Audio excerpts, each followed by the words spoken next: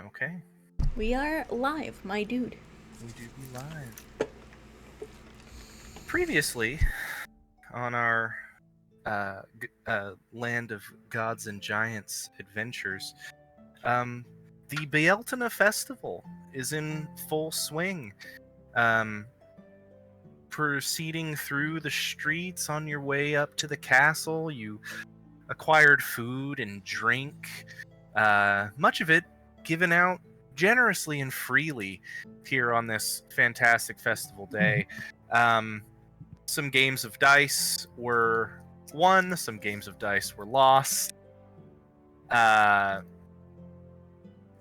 eventually, you all found yourselves at the massive courtyard leading up to the castle here in Dinasundad. There, you you were met by kind of a procession of individuals to bring this festival fully into swing. King Math the First introduced here the god of summer and the goddess of spring, Angus and Brigid. They arrived and were talking of a newfound or a reiterated partnership between Dinasundad and their woodland realm in the northwestern portion of the island, the city of Eothlin, where Angus rules as king. Angus, of course, being a very powerful archfey, the god of summer and vitality and youth. His wife Brigid being one of the gods of this realm, the Lady of the Waters, the Lady of Springtime. They also introduced their twin daughters, Caradwyn and Rhiannon. Two individuals that Ewan had seen before whilst prowling around the castle in the 2 weeks leading up to the festival here. After all of the introductions were done and Angus and Brigid left to attend other gatherings, you have to imagine on such an important day as the beginning of summer with so many festivals, the King of Summer has many places to be. But after they had left, the Lady Caradwyn, who was introduced as the Lady of Magic, gave a gift of thanks to King Math. A shiny scroll. A very shiny scroll that apparently held some powerful magic. With some information gathered throughout the rest of the day, came across maybe that this was magic so potent that it can only be performed if it's been written down. But after all of this and the crowd began to disperse, Omenda and Ewan and Kyra turned and were heading away.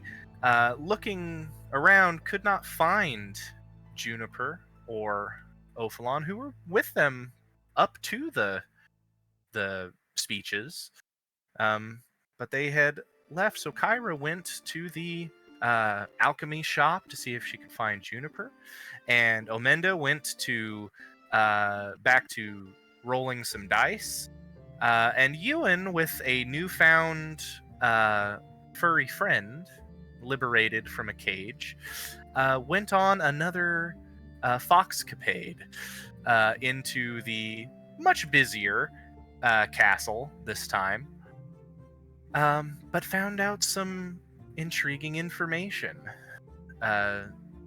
from King Math and Lady Rhiannon. Apparently, there are places within the castle that are magically sealed or magically protected. That is where the scroll inevitably will get to. And on his way out of the castle, dear Ewan caught sound and smell in his fox form of a familiar folks. Ophalon and Juniper, who had disappeared earlier, landing atop the wall of the gatehouse kind of area that was leading into the courtyard of the castle. He found Ophalon and Juniper up here, conspiring and talking about things not being done necessarily in the way they would like. And upon moving aside, Ewan saw a dead guard of the castle. A blood-soaked dagger in Juniper's hand, and Ophalon, interestingly, sniff the air and turn and look towards this little fox. And as Ewan flies away, the feeling of a thorn whip just barely missing around his tail to pull him back. He can't help but think about how neither of his companions had shadows, despite the sun shining in the sky. We return to our fox friend, flying through the air over now the kind of the like aristocratic district here, which is the same district where you released the rabbit from the stall, and so there's plenty of things going on down below you as you are now flying away from whatever the hell was going on back there. So, Ewan, what are you up to? I'm looking for Kyra and Omenda, whoever I see first. Okay. Go ahead and make a perception check for me. And then I would like both Kyra and Omenda to make stealth checks. You're not actively hiding, but you are down below in the crowds. Oh no. I don't think he's gonna find me.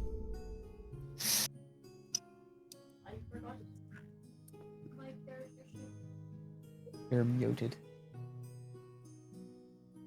24. 24.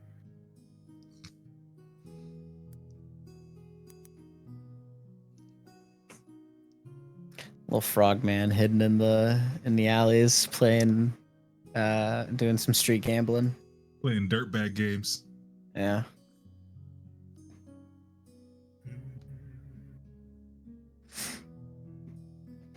$16. 16. And what was your perception, dear? 21. 21. You do not see Omenda. Omenda is deep in an alley, tossing dice with a Blackford tabaxi and a couple of gnomes. But you get a sense, Ewan, that you have about 5 or so minutes left of your wild shape when you spot down below Kyra.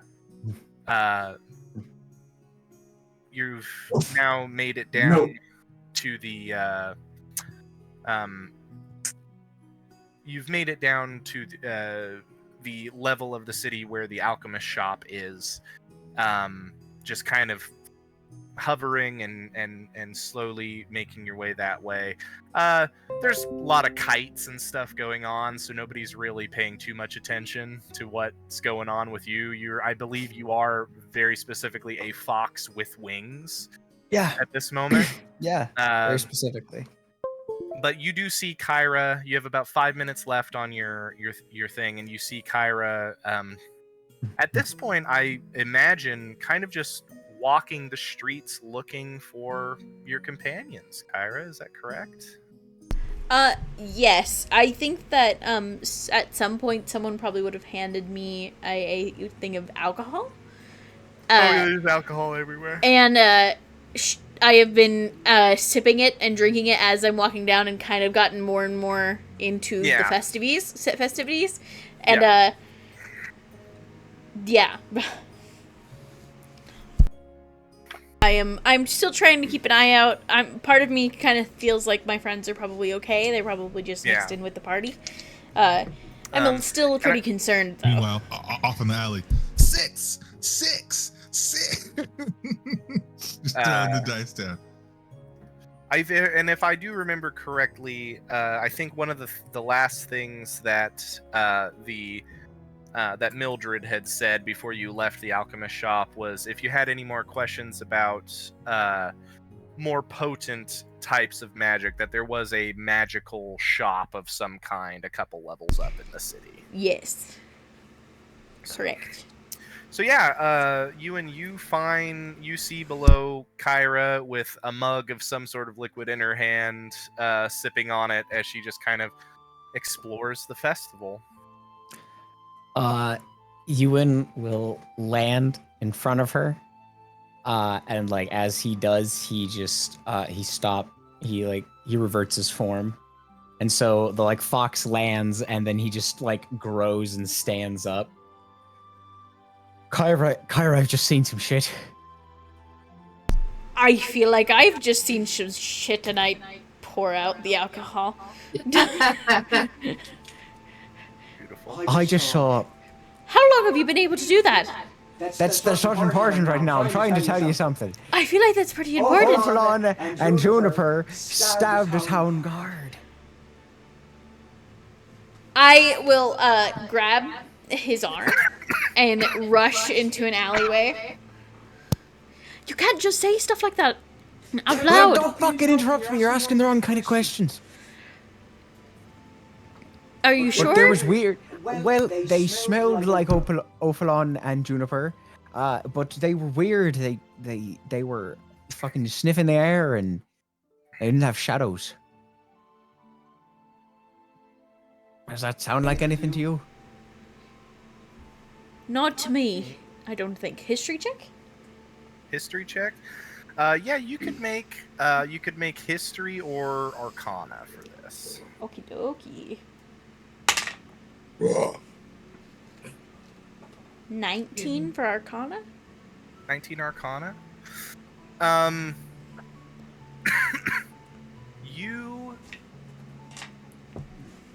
The information that they are without shadow is interesting. You've heard tales of, let's see, this is an arcana check. So, or history, I guess. If it's the same modifier. Oh, it's the same modifier? Yeah. Okay. If it's the same modifier, then I will say that you are aware, from an arcane standpoint, that there are creatures that, like Omenda. Omenda has a hat that allows him to change his appearance. That appearance is not affected by, or that his shadow is not affected by his new appearance. So Omenda can appear to be, I think it's 1 to 2 feet taller than he is, with different different body shape and everything. Like, he could be a halfling. His shadow at the right angle is still going to look like a little grub. Fully not having a shadow is something that you've not really heard a lot about. Not something I've read or understood, but I have a sneaking suspicion I might know who has. And I will pull him out of the alleyway and start heading back to the alchemist's shop. Okay. Yeah. You're actually not too far away. Yeah, I figured. It's just about getting through the crowd. You give a little soft knock on the door, open it up, and you hear, come in, and she says, oh, dearie, you've returned, and she sees Ewan, you kind of dragging Ewan in, and say, oh, and you've brought one of your friends. Wonderful. She has a little twinkle in her eye. What can I do for the two of you today? Do you have any knowledge of a creature that doesn't have a shadow? Creature that doesn't have a shadow. Let me roll for Mildred. Or somewhere that we can figure out more about it? She says, I'm not entirely certain. If I can yeah. shapeshift into Let's see. other And you things? see, she kind of starts looking around, and eventually she pulls out a book, kind of a hefty looking thing, and she pulls it down and sets it out. She says, this is sort of a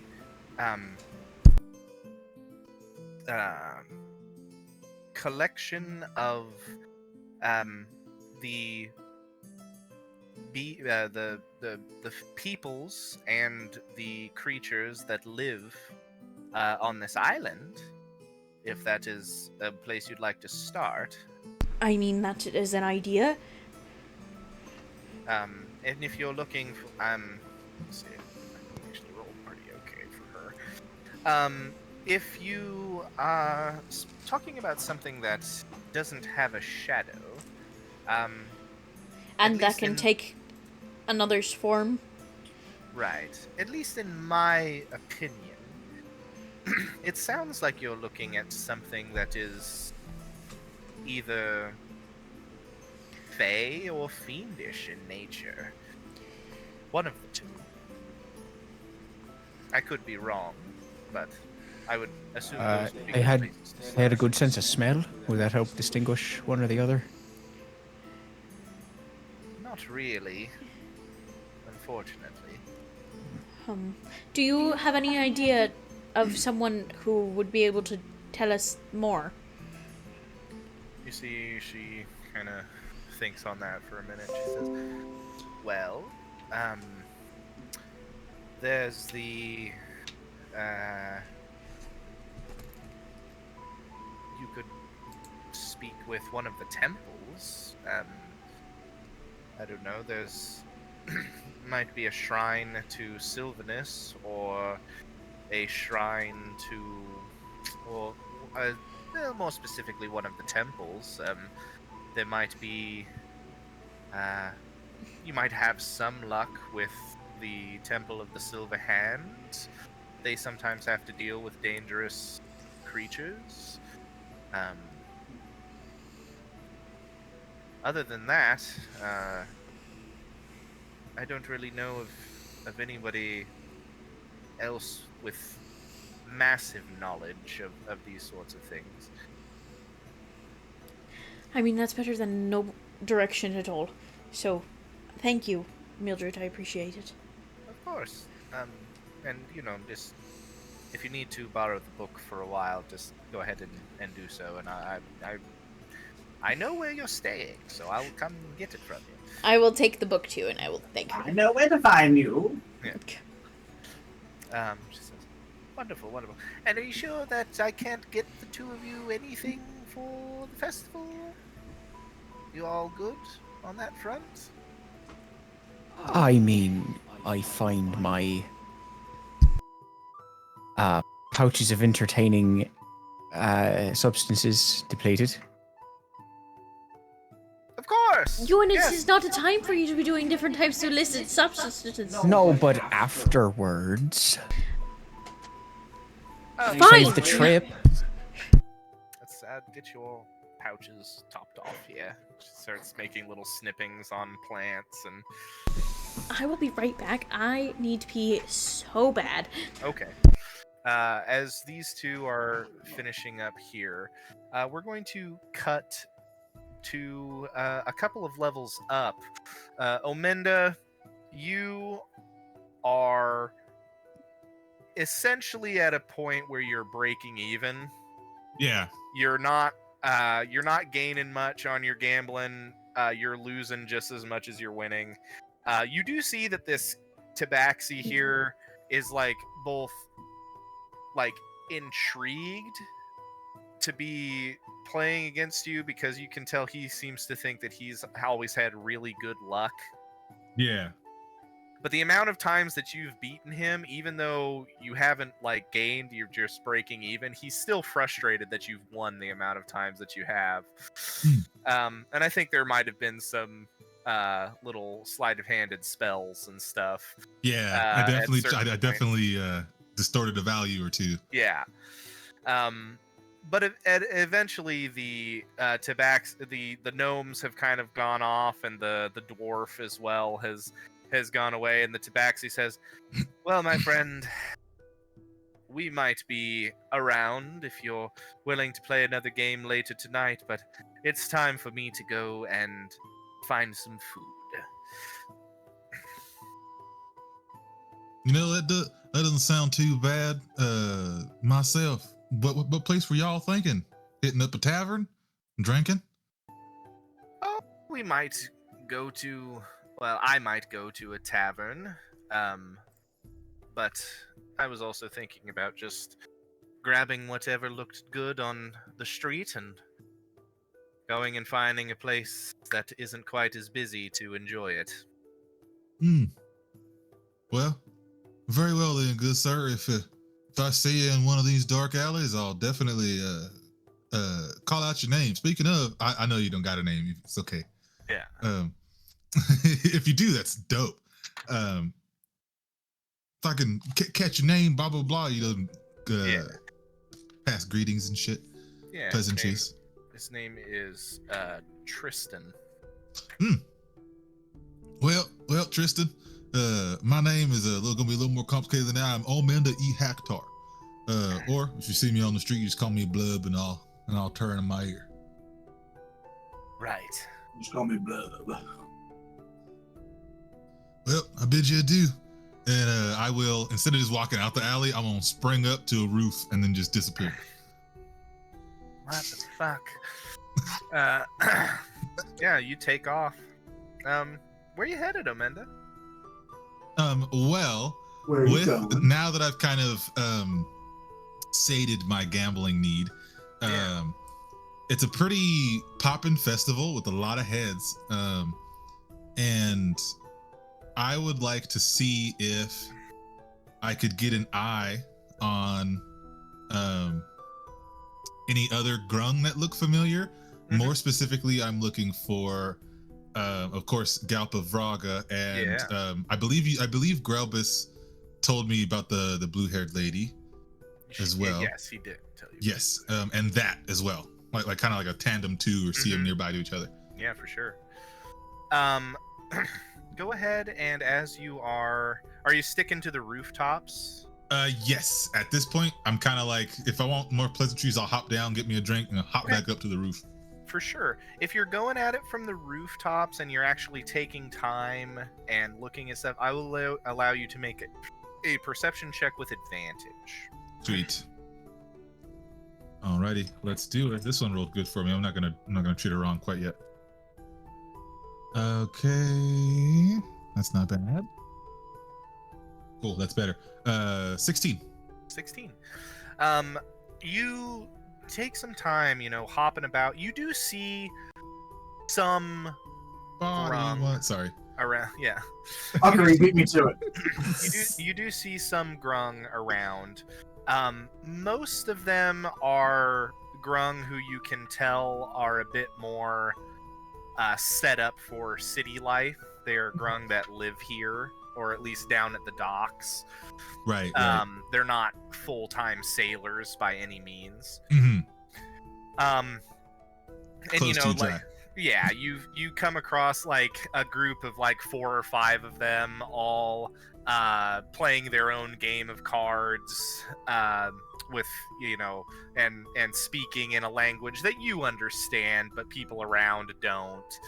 And they've got like one giant bucket of water, and they're taking turns just kind of scrunching down in it Right. while they're playing. Other than that, I'll say, how long do you spend searching? You think like Like more or less than an hour? Do you think? I would probably he would probably just spend the rest of the night drinking and searching, Okay. until he comes across people, however long Yeah, that for kind sure. of makes sense for you. So because we're getting close to midday at Mm-hmm. this point, so there's a lot of festival left, because this festival is going to go deep into the night, and we're barely at noon. Right. So I'll say you spend time searching around. You see some grung, none of which are incredibly familiar to you. Grelbus, having stayed true to his word, you catch not a sign of him around here. Mhm. You do, however, Okay. find something interesting. You're up on it's the 4th level of the city, so it's not the next one up is the aristocratic area with the kind of chateaus The noble and stuff ring. like that. So you're kind of in this fancy part of town, and you see a blank wall that's on the other side of like this little square here, and when you look over, it's a blank wall. You turn and you're kind of scoping out, looking for something else, and you turn back again, and now on that wall there is just a door, and jutting out over top of the door is a sign. And then as you look over, you see a couple of windows on either side of the door also just kind of come into being. And if you go get a little bit closer and look down, the final thing you see is a note or like a poster of some kind materialize that's been stuck to the door in some manner. There's like a spike or something keeping it there. Is it the Reformations? Yeah, it's Martin Luther and the 99 Theses. His 99 problems. Yeah. But no, looking now that once you get closer, you see the sign above the door reads Smiley's Chest of Wonders. And the poster that's on the door is like a picture of a woman with the word wanted underneath it. I'm definitely going to approach the poster and see who this woman is. Could be a bounty to collect. And there is a bounty. There is a bounty here of 1,000 platinum. Wow. There is no name that has been provided. There is a sketch here, and it is done in just charcoal. It's just a well done drawing. But you see kind of an elven face with slightly almond shaped eyes. They've shown a bit of like her accoutrement, her kind of fine shirt with a high collar, and it shows they show her is kind of with her hands. She has a flute in like that she's like twisting between her fingers, and has a little smile on, and it does give a description of blue hair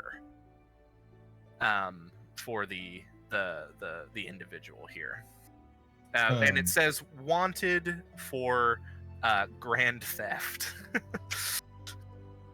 I will snatch the poster off the wall and kind of get a deep look at this individual and kind of commit it to memory, that kind of rendition there. Mhm. And then I'll definitely pocket that, because that's like everything's kind of lining up. So I'll pocket that in his thing. Yeah, for sure. This door though, Yeah. like Smiley's treasure box. Smiley's Chest of Wonders. Just Smiley's Chest of Wonders. Yeah. And interestingly enough, you look back up at the door. Now that you're here, you get a little bit more of a sense of this door is like, there's some fine architecture going on here. There's like, even like around the windows on either side, there's like these really elaborate kind of carvings around it.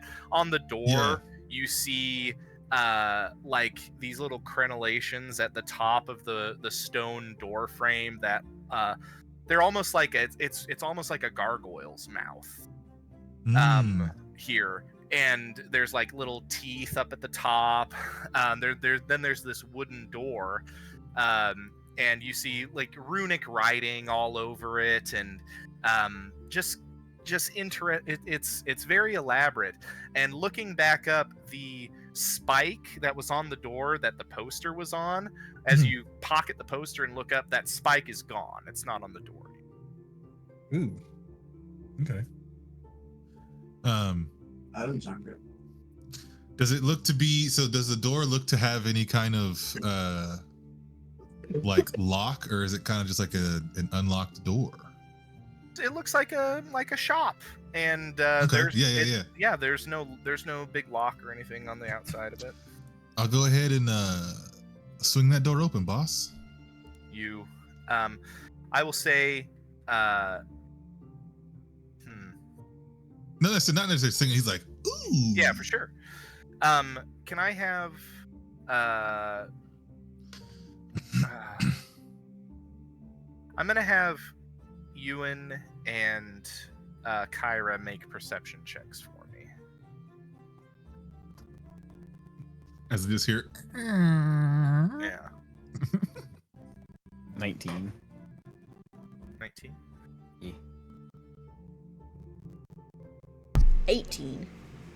The two of you progressing up towards the Temple of the Silver Hand, which you had heard its whereabouts from Ophalon, because he had apparently been visiting there a few times over the last couple of weeks. Ewan, you out of the corner of your eye through the crowd see a familiar hat with an elaborate feather in it and a red frog-like skin, walking through a door that you had seen earlier in your escapades through town. That was just kind of jutting out of a wall. Door. Oh, the door's back. I see Omenda over by the door. And I'll like start taking the lead and pull Kyra along.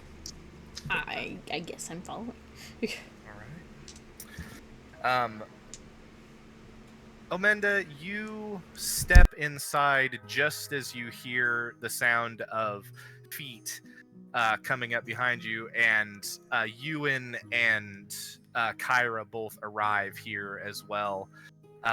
You're kind of just standing in the doorway there, holding it open as your two companions run up. Mm-hmm. Omenda, I need to put you onto something real quick. Oh yeah, what seems to be the problem? So something's impersonating, maybe? Ophalon and Juniper. Somebody's impersonate? Something. Oh, no. Doesn't have a shadow. Something? Oh, doesn't have a... Okay. I saw them kill a city guard, but they were smelling the air and they didn't. And they'd have shadows. Which are no idea. neither characteristics of those two individuals typically. Oh. Did you see them go anywhere, or did they just did you lose track of them? I was in motion when I saw the scene. Oh, I see. I assume Wait, you're probably getting up. Were you a little fox when you found them? Yes. What? Yeah. A little fox? What are you I'm talking about? I'm a Fox? shapeshifter. This is beside the point. Anyway, Apparently. Shape. Oh, okay. No, I understand. Yeah, I do something quite similar to myself here pretty often. Well, I suppose we could explore that, but this door here just kind of appeared. I don't know if it's gonna be here forever, so we might want to check this out real quick. it won't be here for forever. Yeah, I saw this here. Maybe This was Smiley. Maybe Smiley. I don't actually know what it's called. Smiley's Maybe- Chest of Wonders. It might be that the owner here knows something. If they've got a weird teleporting door. Or whatever it does. I mean, this is the direction that Mildred sent me, so. Well, I guess it wouldn't hurt to see kind of what's going on in here. Then it might have been consequential that we ended up here at the same time. Yeah, what's going on in this space that we're in? Now that if you step through this door, and the two of you kind of now, Ewan, that you're closer, you're able to kind of take in the finer, detailed architecture around this door. It's pretty impressive for a door that isn't always here. Stepping through into This is quite the temporary door. Yeah.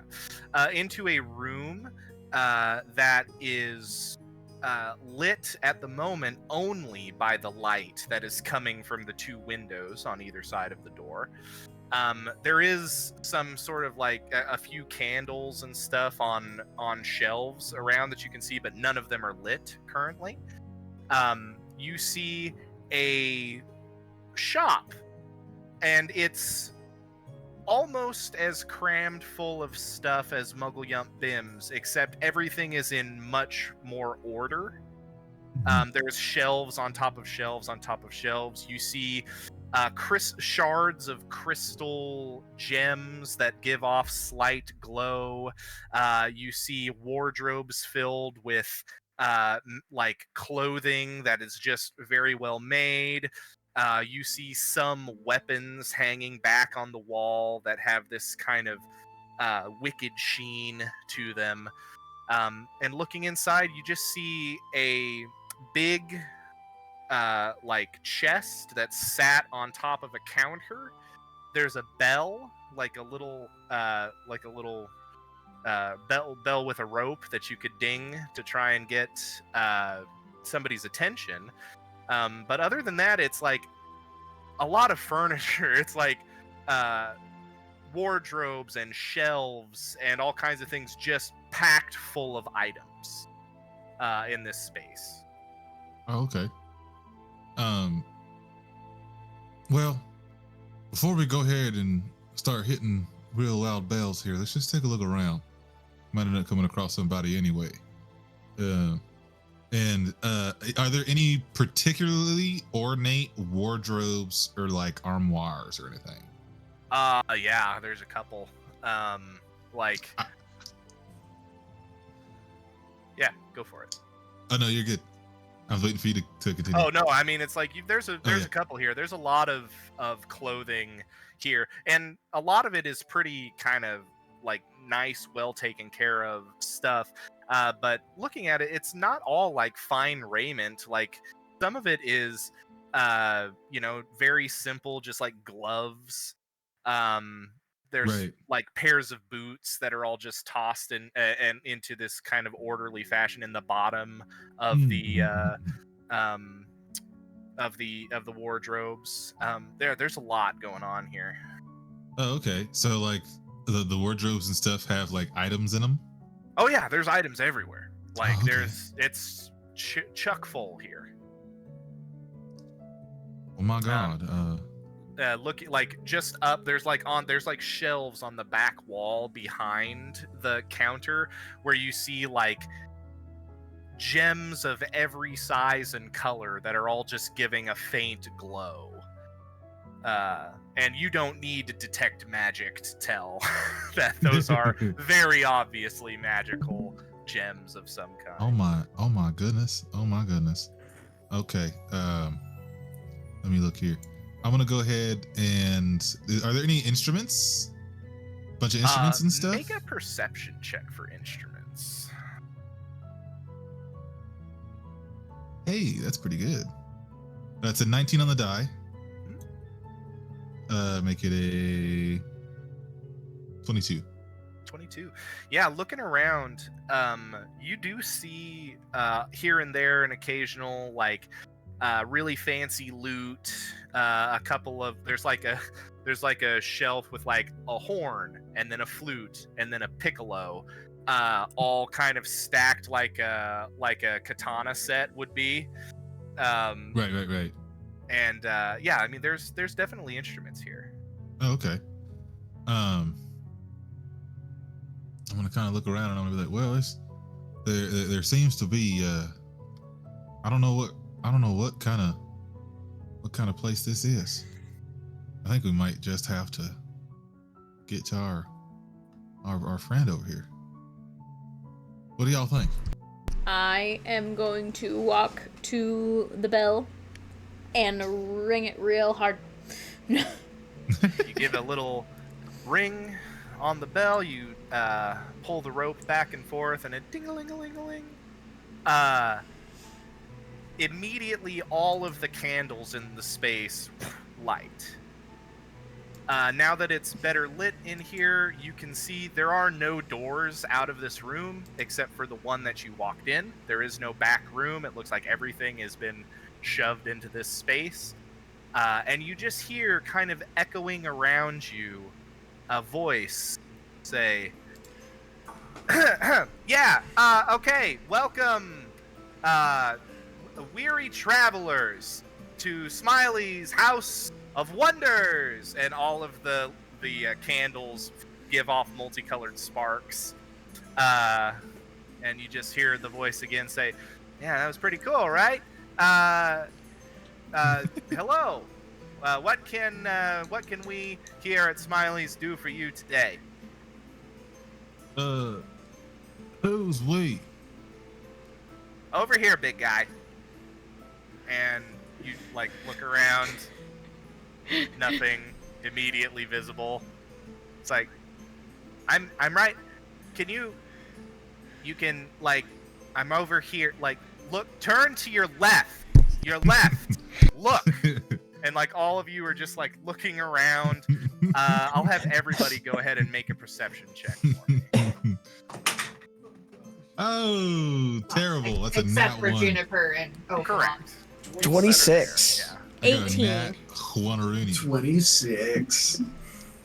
You don't get a roll. Over. Number 15. No, I was just riffing off Jacob. What's the what was the lowest roll out of those three? 1. Well, 4. 4. Man, Okay. thank God Caitlin and I are here tonight. This has been thrilling to play. Wow, you guys are great. I told you that you were split from the party. I'm just busting. You guys want to to go do something else? You're more than welcome to. Oh, don't be like that, Kyle. I miss you. Listen, I'm trying to get to it, okay? You're doing fine, buddy. I miss you. I'm sorry. It's been hard. The two of you got pretty high perception rolls on that. You hear the voice, and did one of you get a nat 20? Am I right in that? No, I got a natural 19. You got a natural 19. which- Ewan, you hear the voice. The voice is directing Amenda to like look to the left, and it's like, you're too far. Look the other way. And you just see the lid of this treasure chest just very like minimally like opening and closing whenever words are spoken.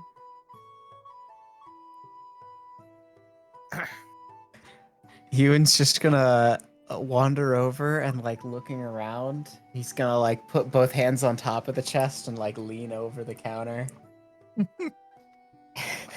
You lean over the counter, you look behind it, and you hear that same voice say, hey buddy, that's not for customers there. And now that you're just leaning past it, now you more clearly hear the direction of the voice from the ear that is cocked and pointed up at the treasure chest.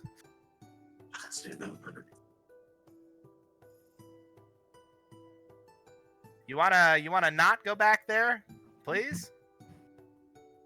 Oh, I thought leaning on top of you might. Sorry, I was just looking for where you were at.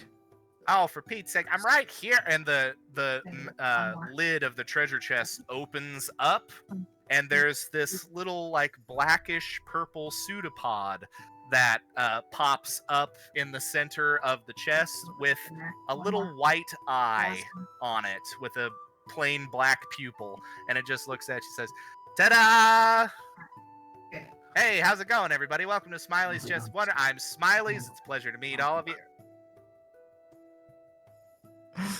As he says this, I would like to punt kick the chest. No, I'm kidding. No. What the fuck? Kicks him. No. Well, this is definitely something that I have never seen before. What kind of creature are you? You're obviously intelligent, having been a shop and all. Oh, I thank you. That's so very polite, little frog guy. You know, Hey, buddy. I am what, some people might refer to as a mimic. But, I have a lot of stuff and I like gold. So, I'm here to sell you my wares. That's the Smiley way, as they say. Did you say Well. you're a mimic? Yeah. We all are. Oh, And at this point, as you guys look around, We just made a horrible mistake! you see at the top of all of the armoires, at the top of all of the cabinets, at the top of the door that you all walked in, those teeth crenellations, and they look pretty real. And the doors on the cabinets kind of swing open, and one of them waves at you a little bit, and you hear this low, grumbling voice say, "Hello."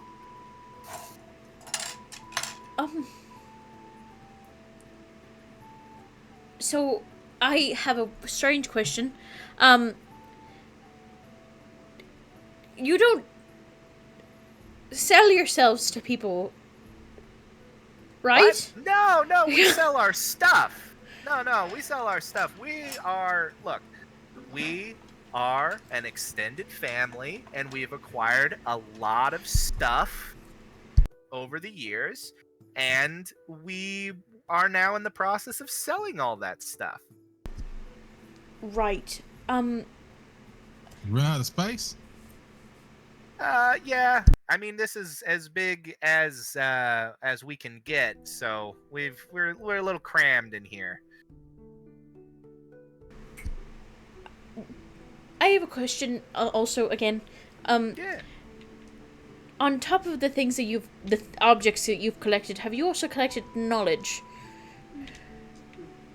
Not a library by any means, but if you're looking for like a spell book, I mean, we might have something, or like a scroll. Well, I was we hoping probably more got for like information. Well, I mean, we've been around for a while, so we could know some things. Do you know any type of creatures that can take form of entities and not have shadows and use their noses to find things? I don't know. There's all kinds of things out there. There's doppelgangers. There's just really good illusionists. There's I've heard tale. I've never seen it. None of us can do it, but there's some say there's mimics out there that can almost look like a person. But usually it's like a corpse or like a dead body or something. Really get them in, be like, "Ooh, what's the loot on this corpse?" And then you get eaten by the corpse. It's hilarious. It's actually really funny. Well. Okay, so I also found on your door that it was not there before. So I feel like it's something that y'all might have been involved in.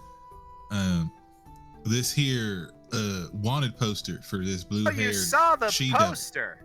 I did Oh. indeed. I intend to claim that bounty, my good sir. I truly did not expect. We're the only ones that put the poster up, so I didn't, and the door isn't always there, so I didn't know Well, if you're telling anybody me. if anybody would always see it. I saw it. You're looking to get the bounty, huh? Oh, indeed. Especially at that price. I also think that she-devil is attached to somebody who I'm trying to look for. So, Oh. what seems to be the issue, sir? Oh, she was the worst. She stole 6 magic gems from me. And then she also stole a really nice, like, silver necklace. And then also she took one of my instruments. And all in total, I mean, we did calculations. She took off with at least, 2,000 gold worth of stuff. And I don't know how she did it, because we're really good. Like, listen, you don't steal from Smileys. Or if you do steal from Smileys, you never live to steal from Smileys again. It's really hard to get out of here after stealing something. We know where everything is. Well, I'm glad I didn't. Wait, what? No, I said it. He says, "What was that?" Huh? Yeah, that's what I thought. He says, "No, she came in and she was looking for some magical things, and we were talking, and I was showing her some stuff, and then she said, I'll come back and maybe I'll purchase some of this stuff later." And then she walked out the door, and as soon as she walked out the door, we realized there was like 8 things missing. So she either did some magical bullshit on us, or she was really persuasive. Now, my good sir, did she enter on her own? Come to think of it, she did enter by herself, but the way she was talking when she came inside made it seem like there was somebody outside waiting for her. Okay. Well, that definitely makes sense for me. That might be that individual who I'm looking for. Now you said she stole gems from you? Yeah, she stole 7.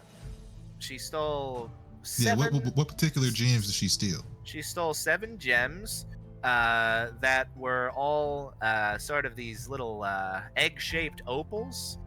And then she stole the sort of like a nice silvery chain. But all of the gems that she stole were pretty much the same style. They were storage gems. Just something that it makes it easier when you move. You just take a storage gem, you put an object that's pretty big inside of it, and Right. It makes it smaller and easier to carry around, and then you pop it back out when you get moved. Right. Perfect for a thief. Well, that's the thing, is you can only keep one item inside each of the gems, so she must have been planning on taking a lot if she was, yeah, seven taking 7 of them. large items. Can they hold, or does it only hold things that like do not live? Does it put things that live inside? You could put something that's living inside of it. If it was breathing air, I don't think it would last very long. Okay. But what if it was Well- inside of an egg? Or what if it could breathe some other kind of substance? If Like it didn't water. need to breathe, I mean, it'd probably be Oh. fine. If it was in an egg, I mean, it'd probably be okay until it hatched. Did she also steal a flute? Yeah, she did. Actually. My nicest one. Well, I see we're connecting not just 2 dots, but maybe 3. What You is guys it? know who this chick is? Because, like, We are baffled, and you guys have a lot more information than we have. And less of that we know who she is, and more of, well, I've seen her. Yeah. And she ever seems since to be involved. ever since she started showing up, weird things have started happening. I almost got my throat slit because of that blue-haired she-devil. Oh, that's really not good. Yeah. No, I mean, if you can get back our property, the reward stands. We can pay you. Unfortunately, I think she might have already traded it. Well, what if we brought her to you? That would also be amenable, because then we just we eat her and we take all of the stuff that she has. So, well, That seems fair. if you do eat it, which one of y'all are gonna eat her? Is it gonna be you, the armoire, or the shop? you hear kind of a rumbling sound as the entire shop shifts around you, and the carpet that is like laid out in front of the door makes a movement like a tongue licking lips before laying back down on the ground. Well, I would like to see that. I would not. So I have a theory. I think that this lady, this blue-haired individual, Blue-haired is she-devil. related to all of the situations that we're in currently, or at least adjacent to.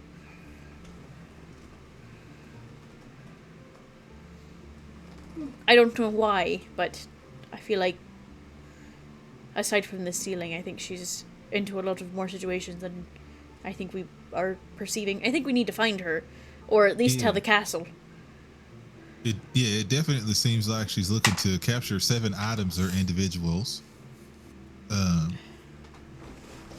don't know what this flute has to do with it. Is it a magical flute? What do you know about this flute there, Smiley? Oh yeah, it's a super magical flute. It, you know, if somebody listens to the music from it, they can just lose their whole sense of self. They're really easily suggestible. It's kind of like a, I don't know, like you know, the Pied Piper. It's kind of like that kind of a situation. You can like make people follow you and make him do funny stuff. It's a joke. It's a joke. You know, it's nothing serious. Yeah, it's totally all right. Why did I go to Australia there? I ask myself that same question every day. So, Smiley, me and my compatriots here seem to need to get this blue-haired she-devil, so you can essentially have this bounty here as good as done. I do not require an advance, good sir, as good. You're not gonna get one. Of course. But I was gonna ask you if you could give us any assistance in regards to capturing this lady. See, as I only have a pair of manacles here, perhaps something to magically hold her. Well, I know you're excited to eat her, but does she have to be purely intact when she is brought back? As long as I get a good look at the items she's carrying before she's gone, I don't really care. I was just going to break her legs, but Oh yeah, I mean that's fine. You know, you do what you got to do. I don't have legs, so like I don't have to worry about that. How do you amble? Oh, you know, it's well, and you see the whole, like, the chest, which is very clearly made of wood, like shivers a little bit, and then the entire chest is like made of this same like black goo that this pseudopod has been sticking out of, and it's like, now I can kind of, move around a little bit, and then when I'm ready to go back, and Hold on, give it me a turns sec. back into a treasure chest. This is enlightening and horrifying. I just wanted to articulate that. Thank you. You get left in a cave to guard a bunch of treasure from people that seem to Sorry, desperately think that so many people are going to try and steal it from them.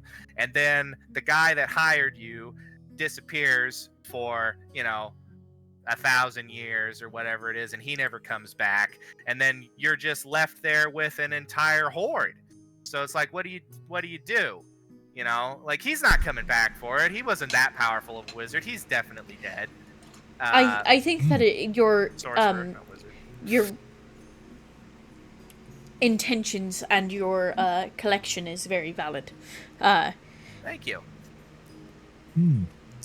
Speaking of, go for it. You're not done. I think that we should probably head up to the castle to at least warn. Hey. I think you're probably right. I got something for you, though. We didn't put it on the poster because I didn't know if it was true. She called herself Nil. Mill, like with an M? N. N. N-I-L. Nil. Like nothing. Yeah, like nothing. And I thought that was kind of weird. It's quite the name for a thief. They leave no trace behind. It's like they are nothing. But you also asked for anything else I could do to help. And you see the pseudopod, looks around at the other parts of the shop and is just like,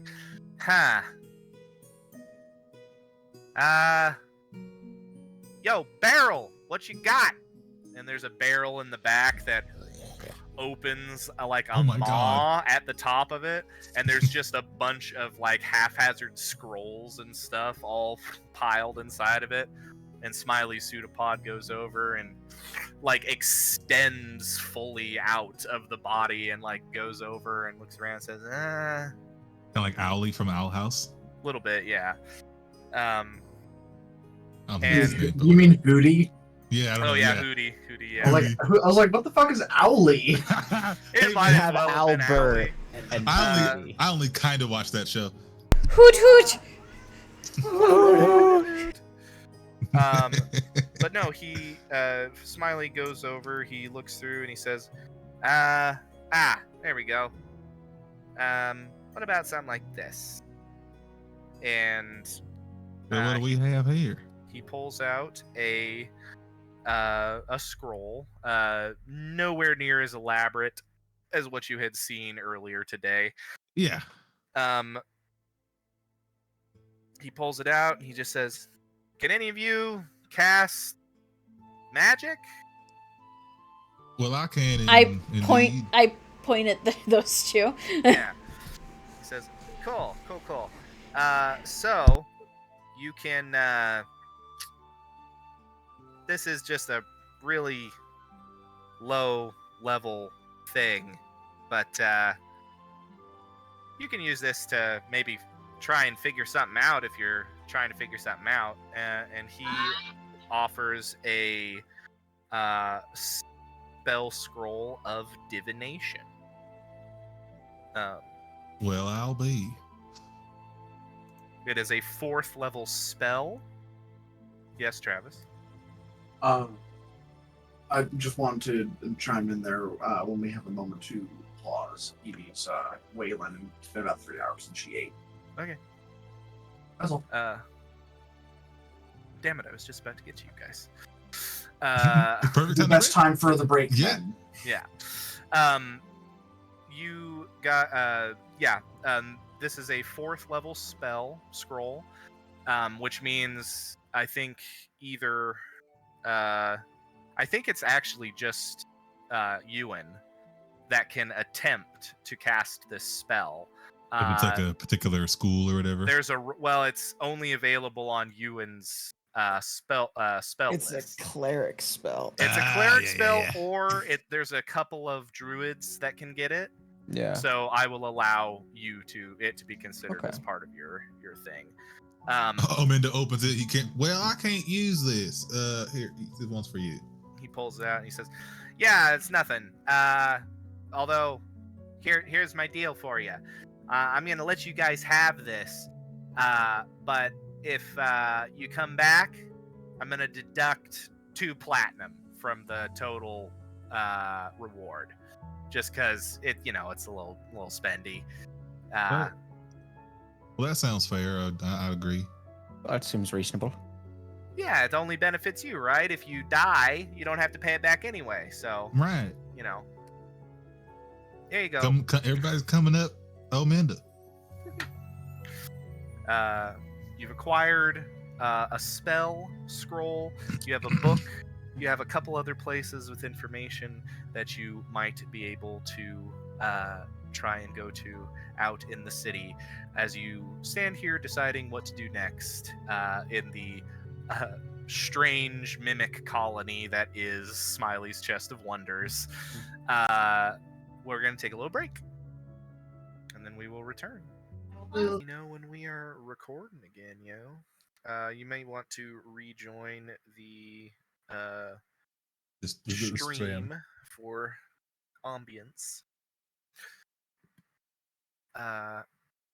As we leave our 3 very confused companions here in the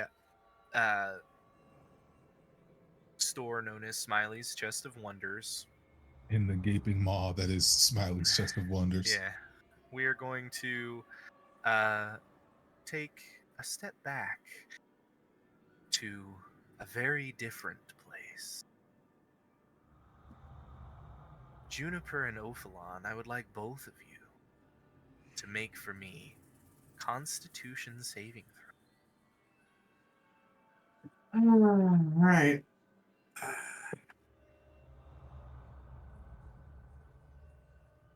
Now, is this against a spell or another magical effect? It would be considered as against a magical effect. Or no, this isn't actually nothing like that. This is just truly to see who wakes up first. 21.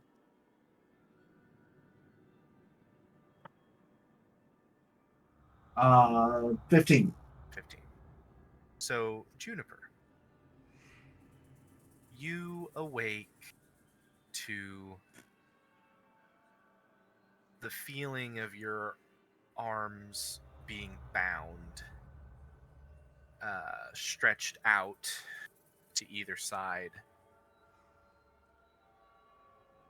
It's very dark, though your half-elven dark vision is beneficial and still allowing you to see kind of grayscale in here.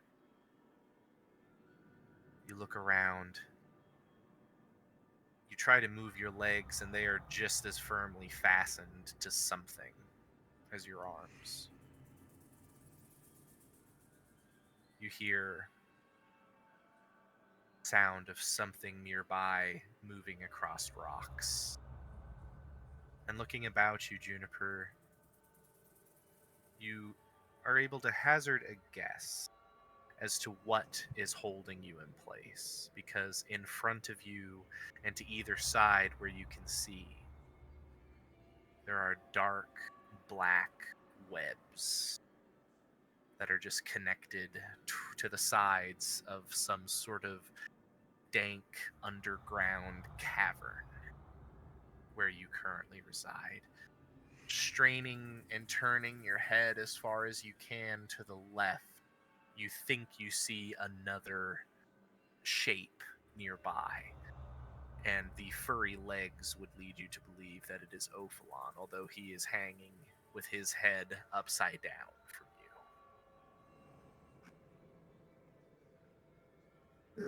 you.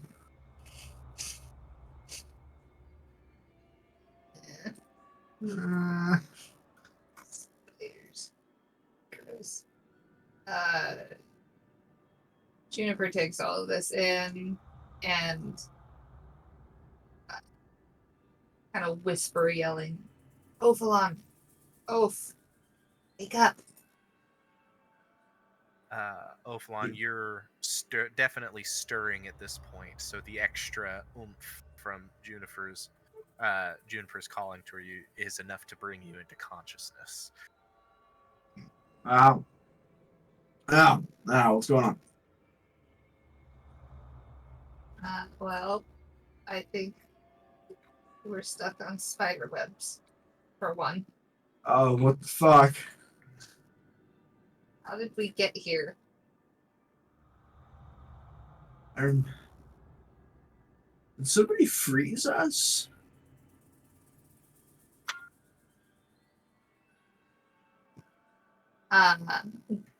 Does Juniper remember the lady with the flute? As both of you sit here and rack your brains, Ophalon asks, were we frozen? The memory starts to come back.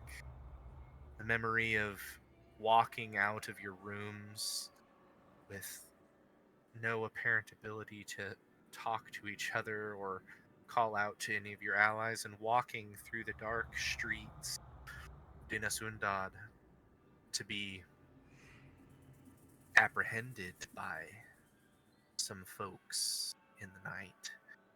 You remember the kind, almond-shaped eyes and blue hair of the one that had been playing that flute. You remember the small, red, frog-like one that had stabbed both of you with some sort of poison that left you paralyzed. And you remember that chittering voice from behind the two of you, as it said that while the two of you weren't necessarily what they wanted, they would do. And as that being pushed its face past between both of your heads, Juniper, you saw it turn to you, look you up and down, and the head on an stretched out neck become your face and your hair and speak in your voice. They'll do just fine. And after that, you knew no more. You have awoke here now.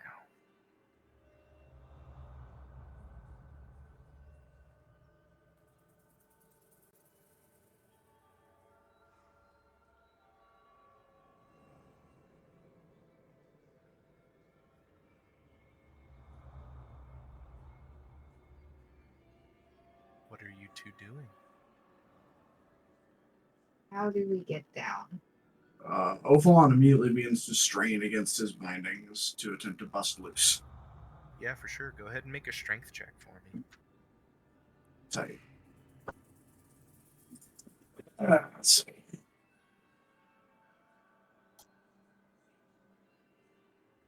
Second.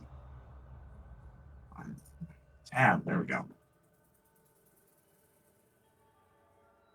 Strength check. A 19. The 19, you strain Ophalon, pulling all of your back muscles into it, and you swear you feel your right. Actually, is Ophalon right-handed or left-handed? He's a righty. He's a righty. You feel on your dominant hand, you swear you feel something begin to give, but then you just can't hold it, and you go back to relaxed, and you are still hanging there. Is it just from the neck down?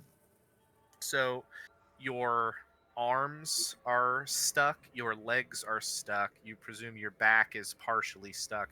And if you put your head in the wrong space, you could get your head stuck at an angle you don't want to. Could I theoretically try to use my horns to like? You want to make an attack roll with your horns that are meant to do bludgeoning damage. They come to against the points. spider web. They do have points on them. I'm not saying it's not feasible. If you would like to attempt to cut a portion of this web with your horns, you may. So would I make a ram attack? You would make a ramming attack. All right. Yeah. Let's try. That's another 19. Another 19? Yeah, I mean, you go to work, you feel portions of this black webbing behind you, like, give out from your horns, but it's really just the space right behind your head. It's hard to maneuver, since so much of your arms and legs are stuck firmly in place, it's hard to maneuver yourself to get to anything worthwhile for the chopping here. But what it does show you is that with your horns, it is possible to cut through this material. Just kind of keep working at it. Yeah.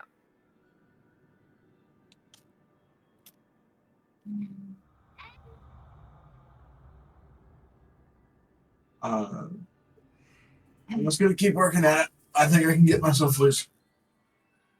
You look, Juniper, from where you're at, you can kind of peer down, because, again, Ophalon's head is basically upside down of you, and you're just looking down, and you're like, hey, it's going to take a while. It's going to take a while. Juniper's just wrapping her head, and she remembers the charm that the cave spikes gave her. Would Juniper be able to use that charm for animal conjuring? Let's see. Because we just have to look at the spell Conjure Animal.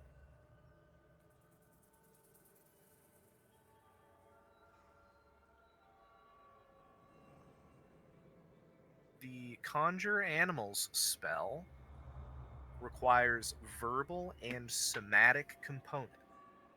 So if you can get an arm free, you can cast this spell. You just need one hand to make the proper motions.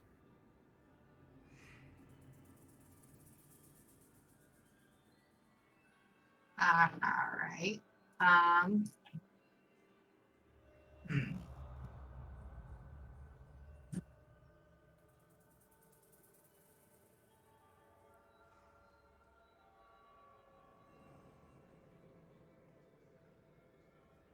Ooh.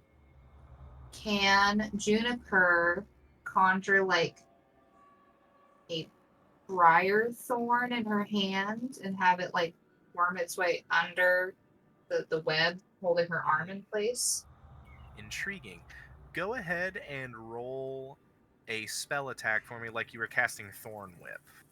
Alright. –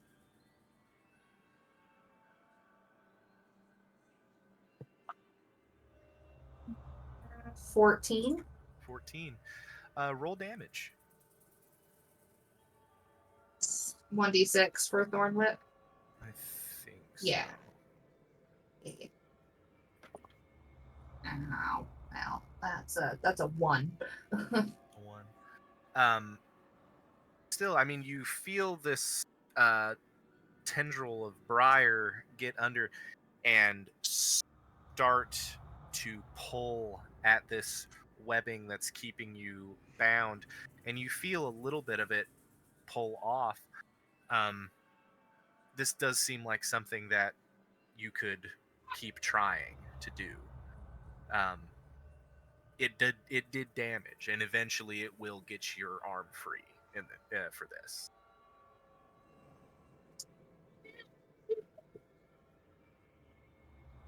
So how is her arm stuck to the web?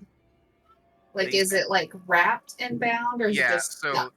there's a couple of spots where it's just really sticky and it's stuck, but it is also wrapped, kind of. So maybe Would she be able to rotate her arm so her palm is facing down? go ahead and make a sleight of hand check. Ooh, I'm not good at this. All right, that's a non-nat 20. Hey, yeah, you can maneuver your wrist just enough to get it aimed in a more downward direction. Yeah. Cool. Juniper's going to Eldritch Blast the web to free her arm. Okay. Go ahead and roll that attack roll for. That's gonna fucking hurt. Yeah. That is. It's a 16. 16. Yeah, you send this blast of eldritch force into the webbing, and it frees your arm basically up to the elbow, blasting through this portion of the webbing, and you're able now to kind of maneuver your arm a bit.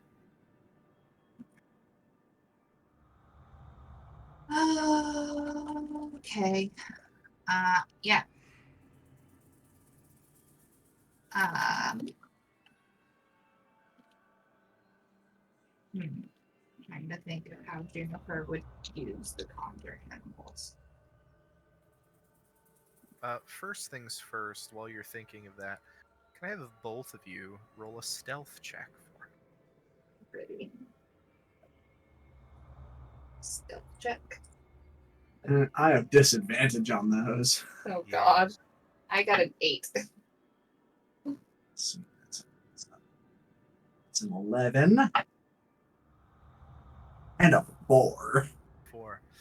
Juniper, as you're sitting there trying to figure out what you're going to do with your conjure animals, what are the both of your passive perceptions?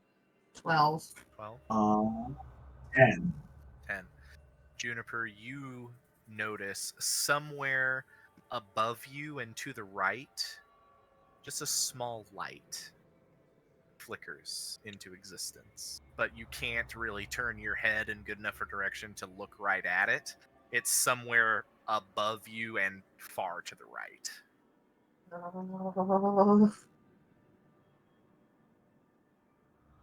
Okay.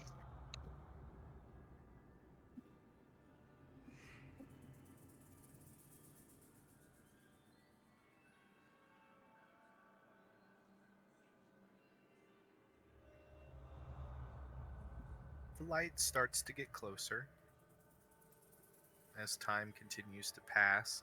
Ophalon still moving his head, trying to cut through portions of this webbing.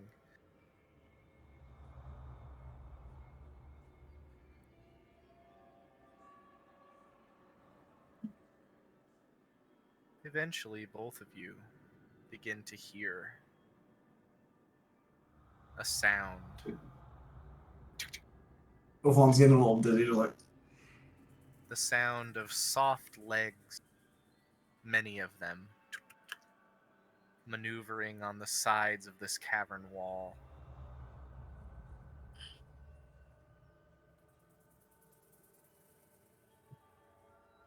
That light continues to get closer. Juniper, are you doing anything? Can I see what's moving yet? You can make a perception check with disadvantage for me.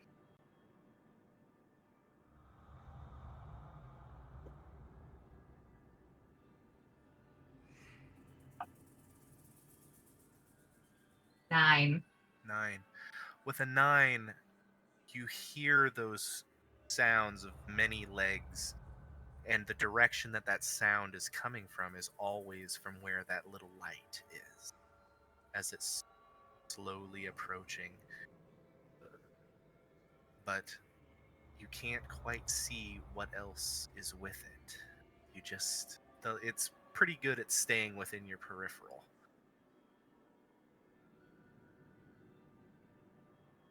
Giddy. Oh.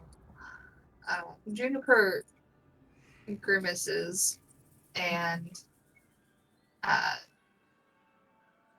guess the move that she does for conjure animals is holding her hand out as if like offering a hand of like friendship or something corny like that.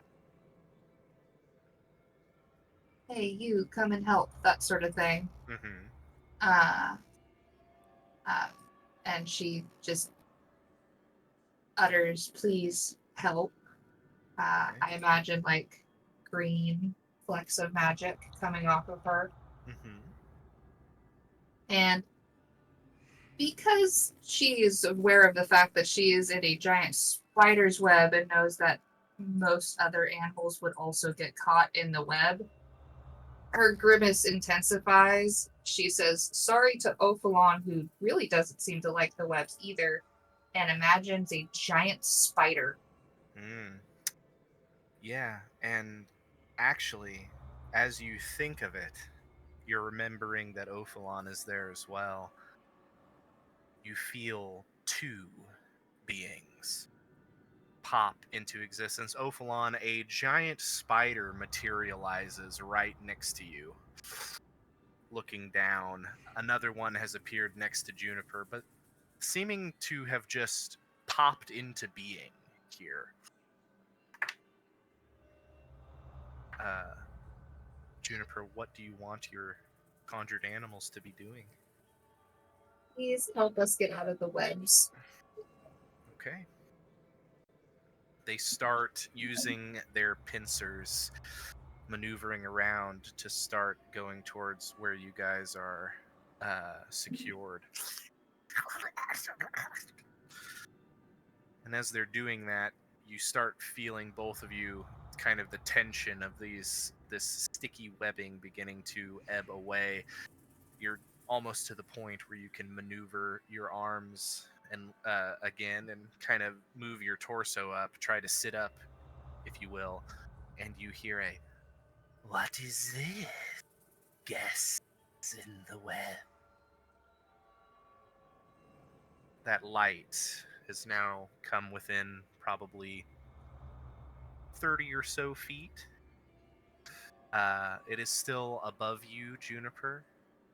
The two spiders have been given orders to help you guys get out. They both maneuver around into a direction where they can keep doing that, but where they are keeping an eye on whatever is above.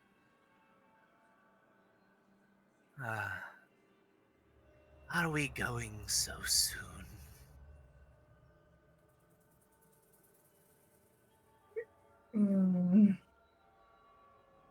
Considering we weren't really supposed to be here to begin with, yes. Yes, I'm afraid we need to leave. Oh. But where is the fun in that? You hear a loud snap, and you feel both of your spiders just disapparate. Both of you are quite a bit looser than you were before. But there is a threat somewhere close by. And I would allow both of you now no disadvantage. Actually, Ophalon, do you have dark vision? No. No, satyrs do not have dark vision. Okay, Paul.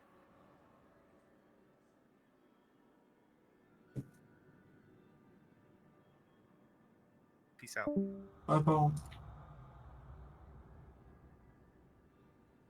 That wasn't a meme at all. That's a nat 20 plus 2. Hey. What Perception, but I have dark vision. Okay, so should I roll perception at disadvantage? If you don't have dark vision, it has to be a disadvantage, yeah. Perception. So that's a 9 because I have a +0. That's a 4 again. Ophalon, because of the angle that you're hanging at with your head just so much further away, you're having trouble being able to look up and see this. Juniper, you're now able to maneuver your neck a lot more and look up. And above you, you see a creature, a swollen abdomen of a spider with 8 long legs gripping to the web and the rock above. But jutting out from that abdomen is a torso, more human or fey-like in this instance. You see, truly the only way I can describe this is it is definitely some sort of fey being. There are definite fey features, very sharp pointed features. You see a shock of white hair jutting up behind the head, pale white eyes that have no pupil. You see kind of really pale white skin on this torso, and the like portions of the neck and the face have like these dark black lines, like veiny lines going through it. It is feminine to a point, but it's still very alarmingly and foreignly fey. Gay. It's whiter. Looking down at you.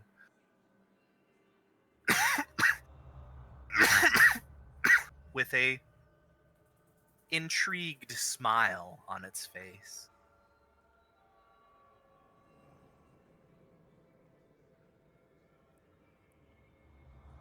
Damn it. Just trying to keep it talking.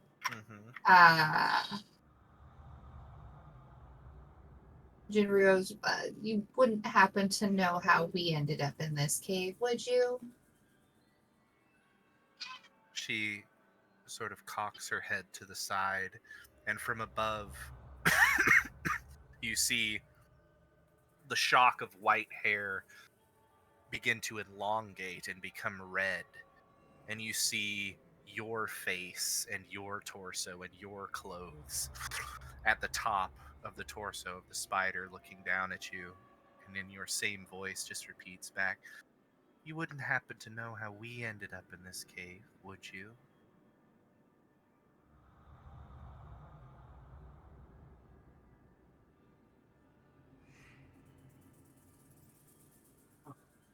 Really?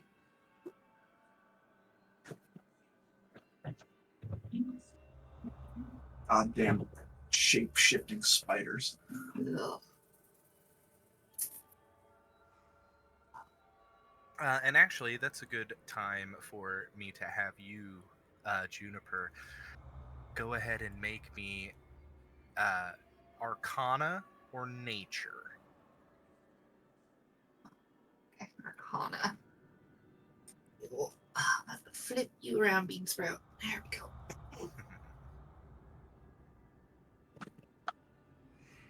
That's a 10. A 10? Yeah. Yeah. A million thoughts run through your head. You think of the word Drider, but this is something stranger than that. You think of shapeshifters and other things, but nothing like this have you ever come across in anything that you've learned about the world of Fae or magic. And I'll say this as well, Juniper. You're starting to get a headache in your temples.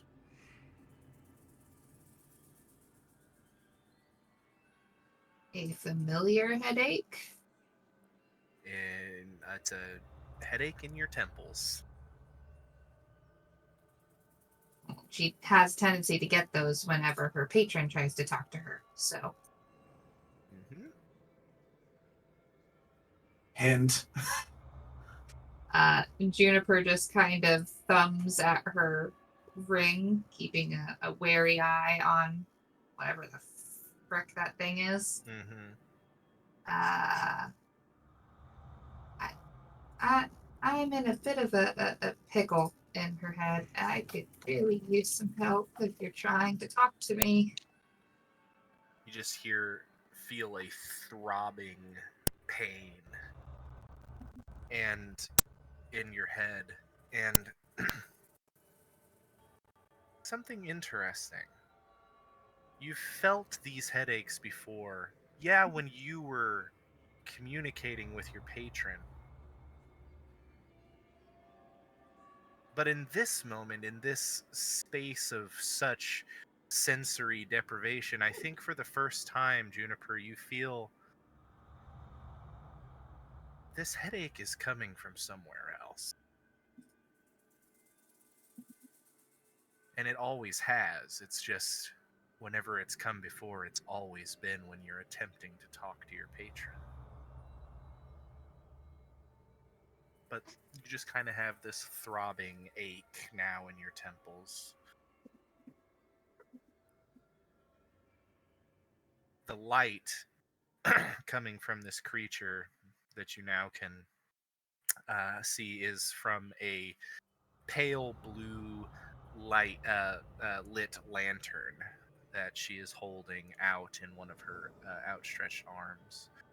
In the other hand, you see she is kind of playing with an kind of exquisite pair of dark black scissors in her hand.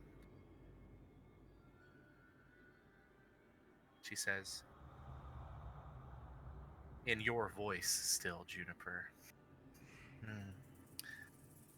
well, I am very sorry that you did not expect to find yourselves here. But here you are, and here you must remain, at least for a time. You're my guest. I have spent so long preparing to host. It would be quite rude for you to go running off now. I still can't see them, correct? Yeah, it's still kind of out of your vision, but you can definitely hear the conversation that's happening. You know, typically a good host would show themselves to their guests. All those can see in the dark. The smile on fake Juniper's face grows, stretching further than it should out towards the ears. The light of the lantern expands a bit, and maneuvering on 8 spindly legs coming off of this abdomen, walking sideways like a crab, it comes into a position where now both of you can see it. Smiling, it's looking towards you, Ophalon, and you watch as Juniper's face sprouts horns and the hair shortens and becomes dark and brown, and you see your torso, your physical physique now jutting out from the top of this spider's abdomen looking at you, and say, "Ah, well, is this what you were hoping for?" And still, that wide smile is much too wide. Ophalon locks eyes with this thing. Yeah. Just kind of, because I'm still upside down, right? Yeah. Yeah, Ophalon locks eyes with this thing and just shakes his head and says, "You're nothing but a fucking cheap knockoff." And snarls at it. I'm going to cast Dissonant Whispers. Interesting. Go ahead and cast Dissonant Whispers. That's a save. That's a whiz save. What does that do? Psychic damage. Fuck this thing. That's going to be it's a natural 18. God damn it. Alright, so it takes half. But it doesn't move away.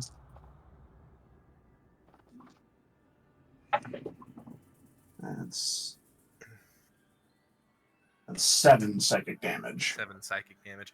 You send this force out, and you definitely feel the magic leave you, but it's almost like the magic glances off of this being. You still see it shudder a bit and shake its head, but that grin just grows even more as it looks at you and says, "Ah, full of tricks. This is good. Maybe we did not choose so poorly after all."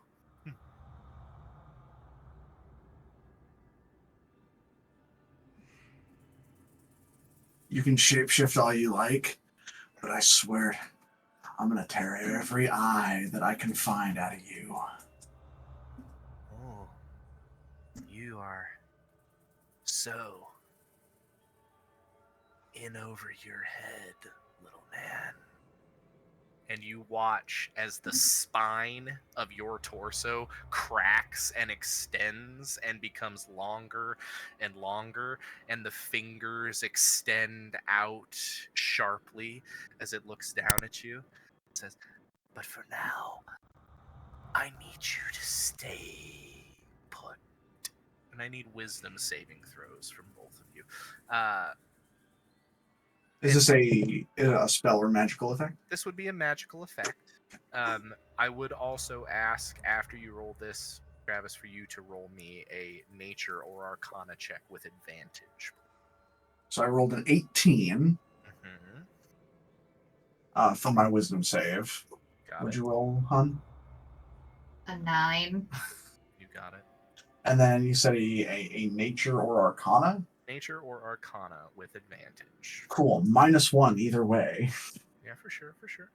So let's see, that's an 18 Cool. and a 10. So 17. 17.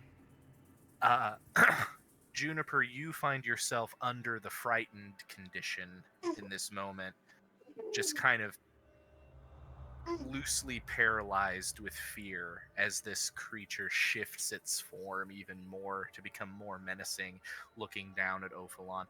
Ophalon, you managed to steel yourself against this frightened effect. And now that you've seen it happen, you are fairly certain that you know what this creature is.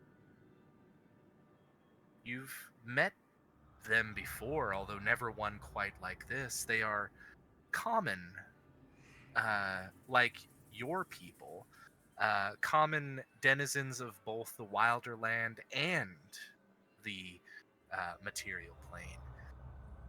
A changeling can always shift its form into whatever it likes.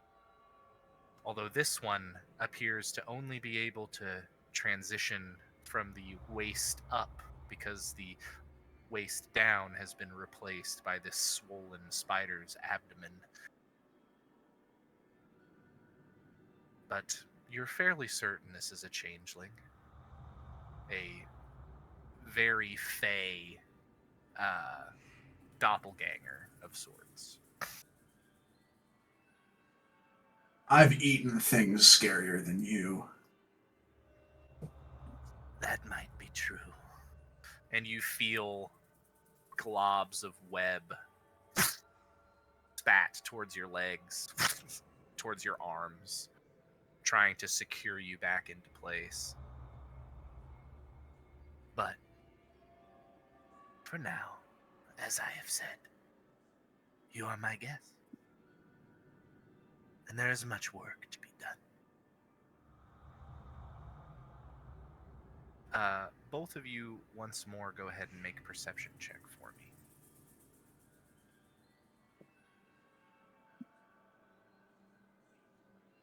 So- 11. 17. 17. As the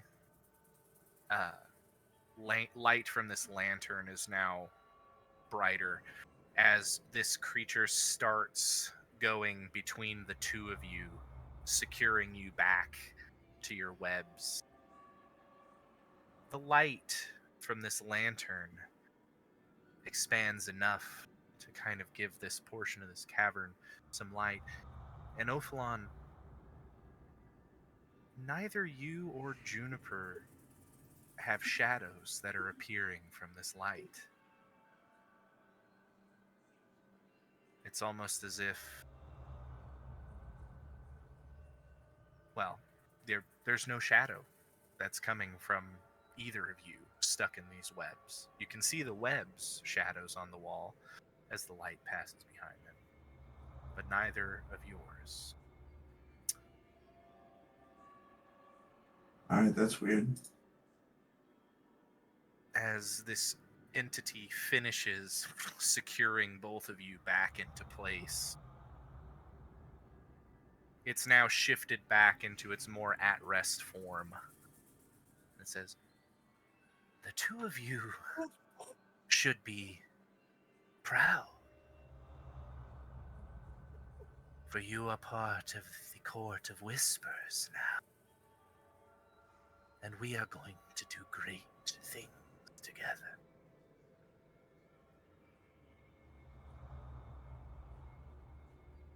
You hear... Sorry. yeah. What? Oh.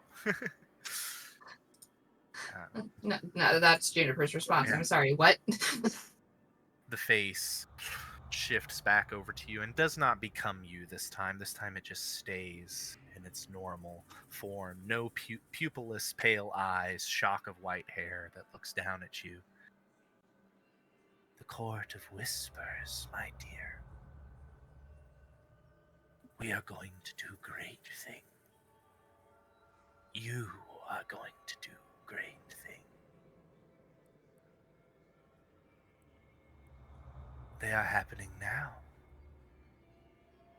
though you do not know it.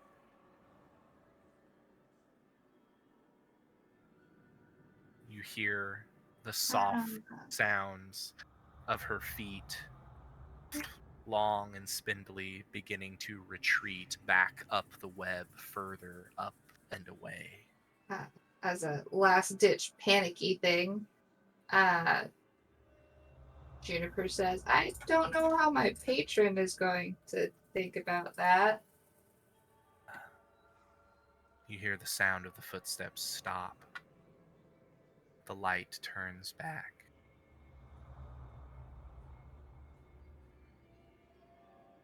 That is providing your patron can find you, my dear.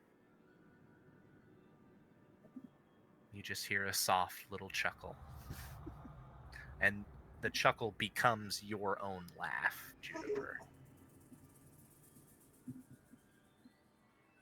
And the light and the form of this creature recede further upwards and away. The pain in your temples, Juniper, has begun to become almost unbearable, but now you can't even hope to massage your temples at all. You hear deep, deep within a rumbling voice. We'll find you.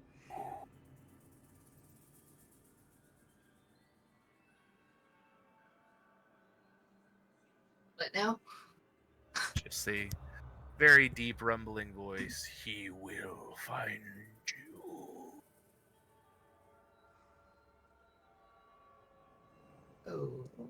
Okay. Go ahead, Juniper, and just make for me an insight check. Hey, a non-nat 20.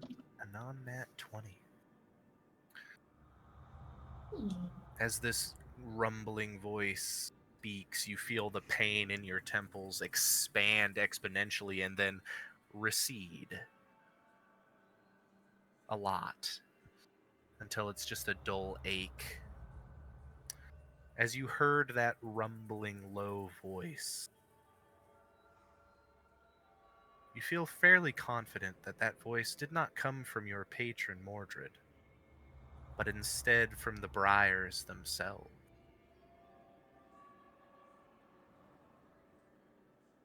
It looks like they may be attempting a bridge between you and Mordred.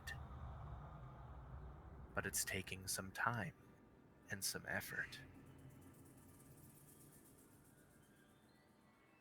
But the two of you continue to dangle here in the dark. And far above, you hear the sounds of snipping.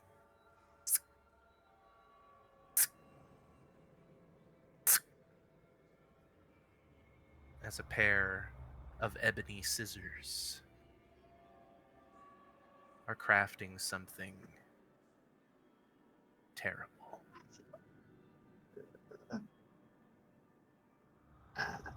Mostly to herself for comfort, but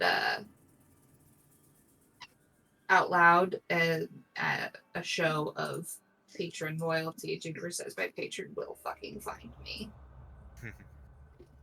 And she just concentrates on that Okay. voice, trying to help the connection. Absolutely.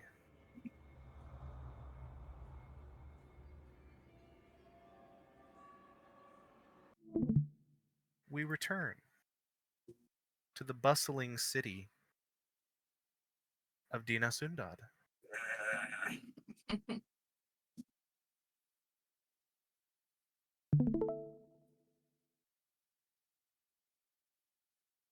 As Ophalon or not Ophalon, as Kyra and Ewan and Omenda step out of Smiley's Chest of Wonders back into the bustling streets, what are the three of you up to?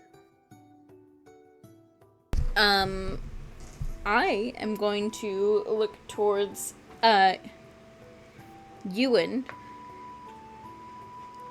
You said that they killed a guard. Where was the guard at? It was just outside of the courtyard wall, right? Mm-hmm. Well, on top of the courtyard wall. Oh. It was on top of the wall, the courtyard. Like for the castle. What were you doing at the castle? I was just taking a look around. That's beside the point. Let us head to the castle so that hopefully we will get back to them before they find the body. That's probably a good idea. And I will head to the castle. Okay. Yeah, Omenda, you see, follows the two of you, and he's got the wanted poster out, and he's just kind of studying the figure on it as he follows you guys. Up and through. You're not too far away from the castle at this level. You're on level 4. So a quick jaunt through the more aristocratic area. You do end up towards the wall of the castle, but you do see a heavy guard presence. The portcullis is not down to get into the castle grounds, but there is a sizable guard regiment that's there, just kind of keeping, riffraff and people that don't need to be going up to the castle for going that direction. How exactly are we going to tell them that we know of a dead body in the castle grounds? That I don't know if we should. So what are we supposed to just... I think they know.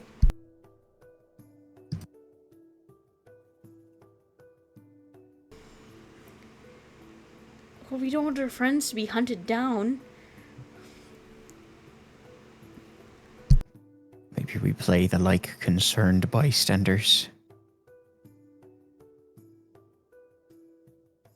Right, I can do that. And I will head towards the guard regiment. Okay. Ewan will follow. Amanda wipes his cap and will become a little dwarf man that's just following the two of you. I will try to make myself look a little more dainty-esque. Like let my hair down, like quickly braid a couple of pieces of it, like adjust my clothing slightly to be a little less Archer-esque. Yeah. And kind of approach quietly. Pardon, is everything okay? There seems to be a lot of guards out, and I was hoping to possibly be able to go see, or speak to the king, because he's apparently close friends with one of my friends, and I'm trying to find her. Yeah, you walk up. There's about probably 8 or 9 guards, all kind of posted up here, taking it in shifts, but there's, some on this side of the gate and some on the other side of the gate. And they're all wearing this sort of silver armor with green cloaks and a green emblem upon their breastplates. And the one that you come up to is a human woman with a scar on her left eye, leaving it, no eye patch, but just there's no eye there. It's just a scar over an empty socket. And she looks at you. Go ahead and make a persuasion check.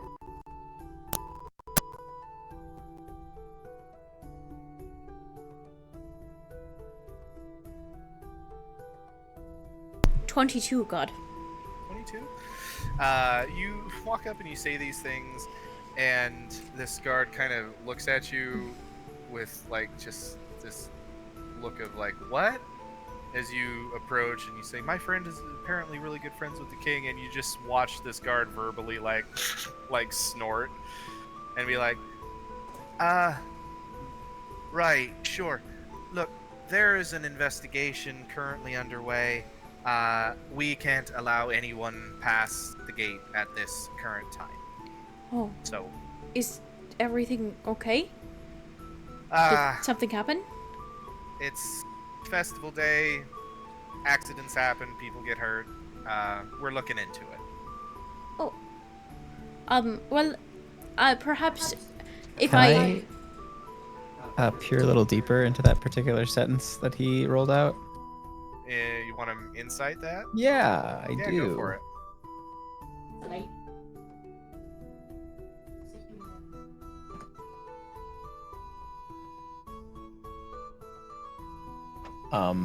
26.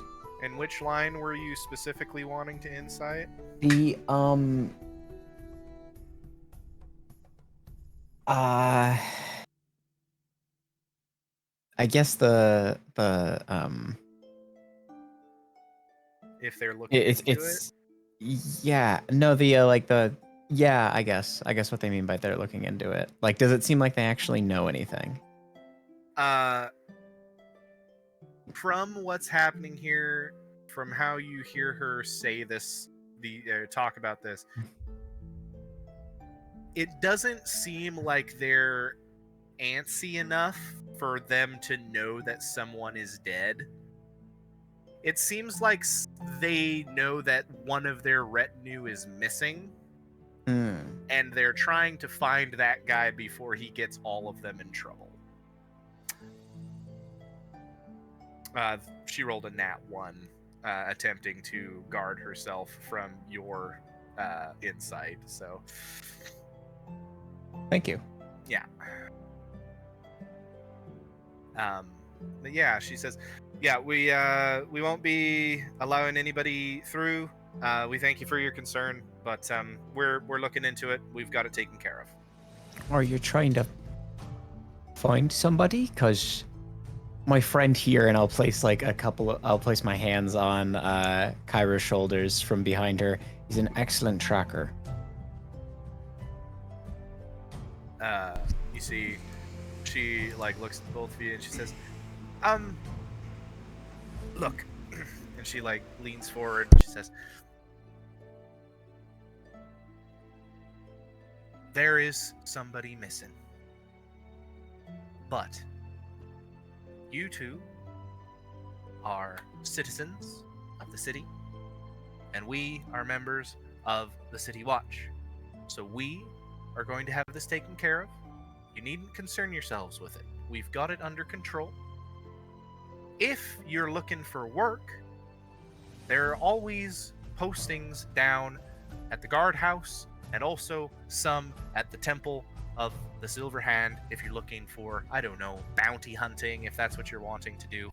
But for right now, we've got this handled. All right?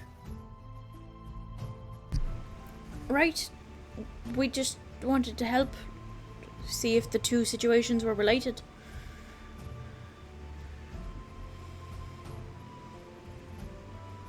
We'll be on our way. Make a deception check for me, Kyra.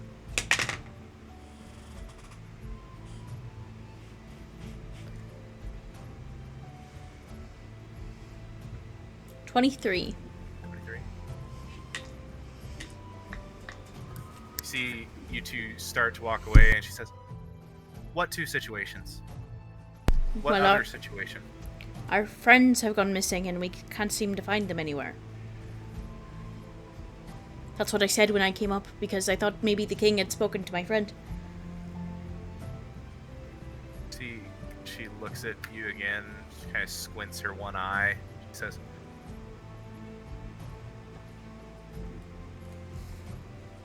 "When you say your friends are missing, how missing?" Like, we came into the speech this morning all together, and we left and they were no longer there, and we have been searching all over the city for them and we can't find them. And like my friend said, I'm a very good tracker. See, she like clicks her tongue and she motions for one of the other guards to come over, and they start she starts whispering something to them. She says, "Huh. You know, that is interesting. Because that's how our companion also disappeared. He was with us 1 minute and then he was gone."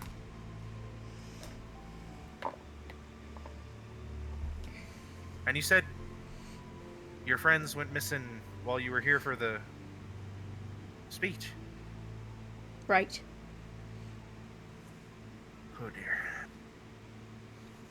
So all of this happened within the confines of the castle. Perfect. Perfect. Wonderful. That's Now going you to see go why we so were here. well.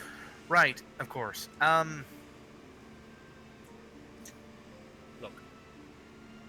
I really cannot let anyone in because I've been ordered to not let anyone else in until my superiors have this shit figured out.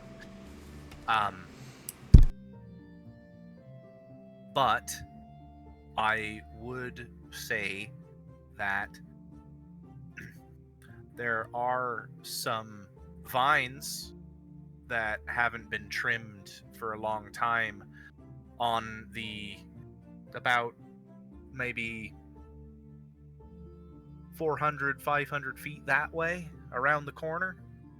And if you wanted to trim those, we would pay you for that. And she just looks at you and if that would be amenable to you. I can collect some shears quickly. Thank you. Right. Good. Perfect. And just, if you are seen shearing the vines, you did it of your own accord. And she just goes back to attention. Absolutely. And I will pull Ewan with me. Let's go shear some vines. I don't understand. What are we doing with vines? It's a euphemism. Oh. I love Amanda. You guys proceed down the wall away, and sure enough, you find this section of wall with this just truly overgrown ivy growing over this huge swath. It's not unpleasant because it's this kind of very verdant green on white limestone. So it pops really well. You think maybe somebody just never took it down because it kind of looks nice. I'm going to make it worse. You're going to make it bigger, aren't you? I slip my fingers into the vines and I'm going to cast Druidcraft. Okay. Yeah, I'd say if you spend a good 2 to 5 minutes, you Yeah. can do quite a lot with Druidcraft in this instance. For sure. I'll spend at least 2 minutes. Okay. You start working on things. At this point, Ewan, you're definitely aware that you're not terribly far along the wall from where you saw Juniper and Ophalon. I'm just going to keep pushing it in that direction then. Yeah. As the three of you are getting ready to go, yeah, I think the time goes by. Nobody's really paying attention down here. The vines are soon in such a way that all three of you can easily climb. It's, you know, it's ivy, so it's got a pretty firm grip on this wall. Even more so now that Ewan has gotten to it, and with very little effort, especially even for Omenda, who just kind of hops up big portions of it. You eventually, the three of you, make it to the top of the wall here, and looking around, Ewan, you see about another 50 or so feet down the wall, maybe more like 80 feet, you see the location that you had previously seen your companion. Can I tell from here if there's like blood on the stone or anything? Not from here, no. But there is no figures down there, and there's nothing on the ground. Like, nothing of substance on the ground. I'm gonna point over to where it occurred at and just be like, well, that's where I saw him, but I don't see anything over there now. Well, let's Maybe go we should- check just to be safe. If you're okay with that. Sure. I will hop over the wall and sneak my way over there. Okay. Go ahead and make a stealth roll. For sure.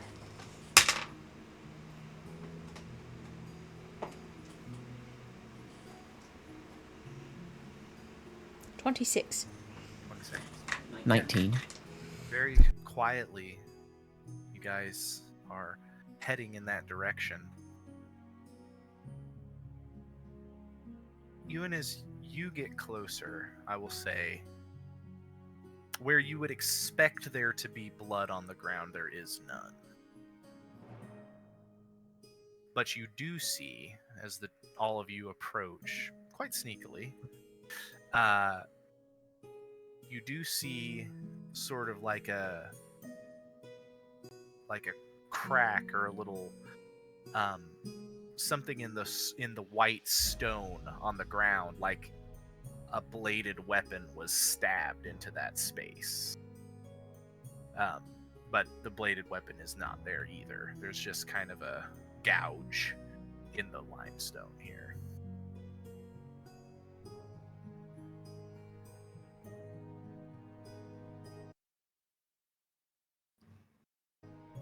There's hardly a sign of anything. I could say that there's no sign of it. There's a little nick from something hitting a stone there, but I don't see anything else. And you sure no one else saw it happen? If somebody else saw it happen, the guards would know about it. Yep. That fella should be not considered missing. How are we supposed to track something that we can't even find evidence of? Ewan pulls out the scroll, kind of like taps it against his hand, like he kind of like is nervously like handling it. Mm-hmm. We just got to ask like the right question.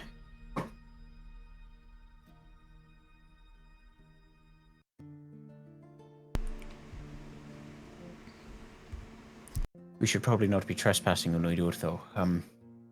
Let's get back over. I agree.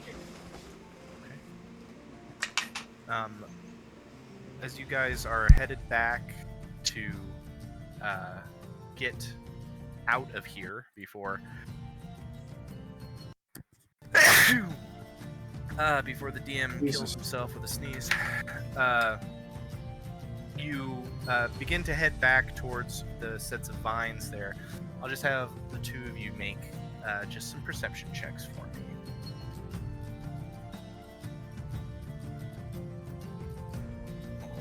19.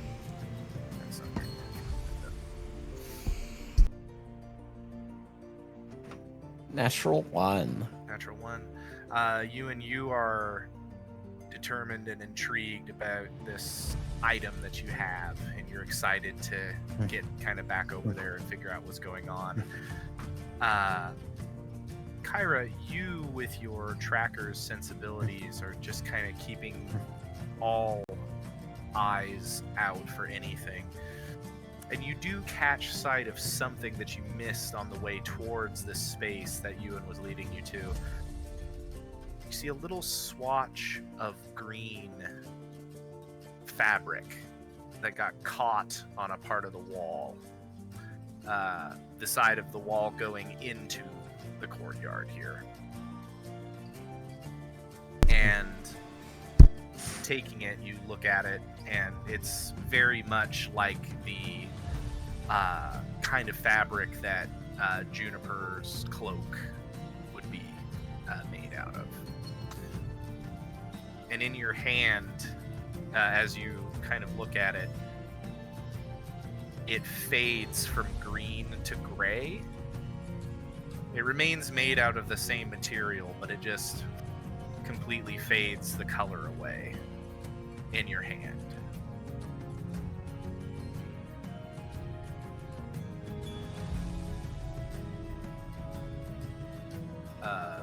From that position, you catch sight of a little bit of movement down below, and ducking into a side garden, you catch just the briefest flash of a shock of red hair.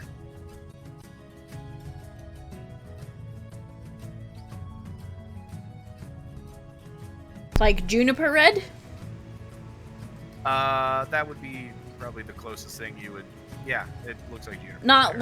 like the twins, crimson hair. Much more vibrant than that. Much Yeah. more vibrantly red. The twins are a bit more auburn. I will grab Ewan's ankle as he's going over the wall. Yeah, what? I just saw it. So what? The fake juniper. And I'm gonna start heading that way. Okay. Just drop off the wall. Jumping down into the courtyard, and you see, Ewan, a familiar side guard approaching as you, Juniper, and Omenda, who's following, approach this little area. You've visited this side garden a few times over the last couple of weeks. Couple of times. Yeah. Going over, I will hold you guys' earlier stealth rolls for this portion as well.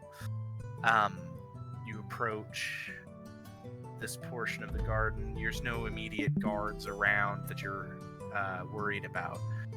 But looking into this space, you see two figures at the far end of this garden, past the fountain, or not the fountain, the water feature, the little pond here with the stone bench that the Lady Caradwyn had usually sat on. And you know, Ewan, that there is kind of a a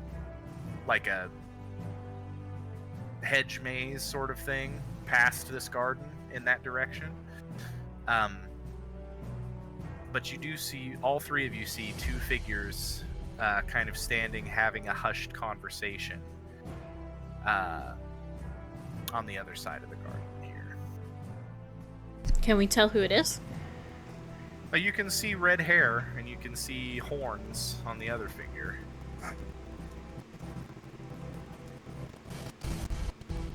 Should we just hide and follow them? I think so. And I will try and duck into a hedge or a bush of some kind. I'll drag Kyra into the roomiest hedge that I'm aware of Okay. nearby. Omenda is just like, God damn it. This is... why don't we just go talk to him? And just ducks into the hedge with you guys. Poor Amanda. You guys approach through the hedge, being as quiet as you can. And now brief snippets of conversation are coming to you. It's like you hear a voice that sounds very much like Ophalon. Well, I don't know about you, but I've never been particularly good at mazes. So, like, I don't think this will be beneficial for us. The other figure, in Juniper's voice and face, it just says, well, we can get through the maze. I can open the hedges, everything will be fine. There's no worry about that. Do you know where the door is? He says, I mean, it's not too far away. Like, a bit and it's just so weird to hear this casual conversation that none of you have any context for. Except for Ewan, because you do know that there is a door. Not terribly far from here, but on the opposite side of this hedge maze. And it looks like they are attempting to sneak their way into this castle.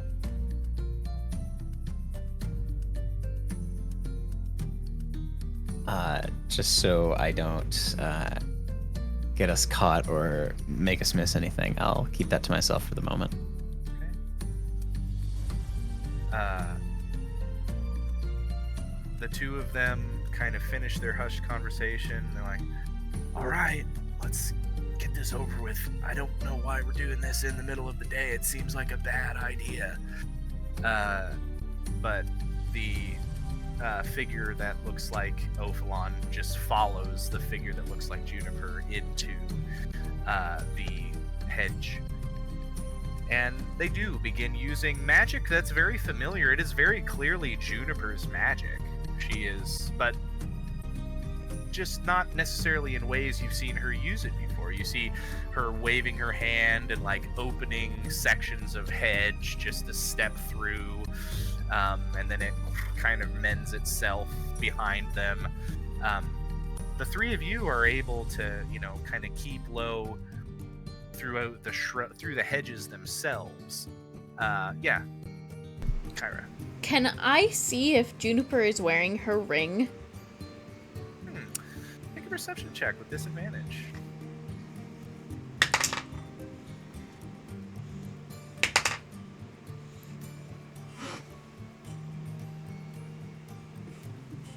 $14? 14. I got a 17 on the other one. From where you're at, unfortunately, you can't get that good of a look. You guys are just kind of following through the hedges, and the hedges, you're mostly keeping up with sound right now. But you might just need to be a little bit more out in the open to be able to tell whether or not that if Juniper has her ring on. But have we seen her like do her nervous tick? Because she's always got her hand on that ring. Unfortunately, just because of how that thing was, you guys are just too deep in the hedge. You're following. Got it. Gotcha. I just wanted to make sure. Yeah. It takes a little while, even cheating and skipping portions of the maze. It takes a little while to get through here. And Ewan, I think you probably sense it first. Another figure within the hedge maze that all of you are rapidly approaching. You hear just the sound of soft footsteps ahead. And I'll have you go ahead and just roll for me a wisdom check there, bud. Dear Ewan. Just raw wisdom. Raw wisdom. Dirty 20. 20. Familiar soft footsteps of somebody that visits the garden behind you somewhat frequently. Just gonna whisper in Kyra's ear. I think they're about to get caught.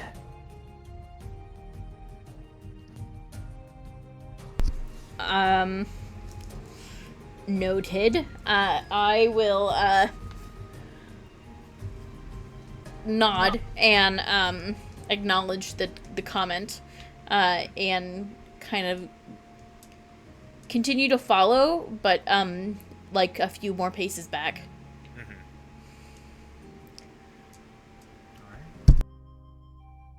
Alright. You all hear Ophalon and Juniper stop where they're at. Do you hear that? Yeah, I hear it. Of course I do. What do we do? We see who it is. And if it's somebody important, we use that to our advantage. Right. Yeah, that makes sense. They both get really quiet and kind of tuck themselves up against the hedges, not too far from where you all are, sneaking along. The soft footsteps marching around portions of the hedge eventually come around a corner, and you hear a soft voice say, "Oh, I'm sorry, I didn't know there was anyone else out here. Are you two lost?" And from both Ophalon and Juniper at the same time, different voices emerge. This is one we want. And the two of them rush forward towards the Lady Caradwin, standing here in this maze. Can I try to ensnaring strike them? You certainly may. Next week, when we get into some combat. It's going to be, well, not next week, the week after that. But what's going to be really fun is for that combat, Ophalon and Juniper get to play their doppelgangers. Oh, come on. Won't that be fun? Yeah. That being said, we're not quite done with the session, because we're going to cut away and back to a darker, more terrifying place. That isn't fit for this music. This very calm, normal music. But I'm not gonna be able to find the spooky cave one again. So,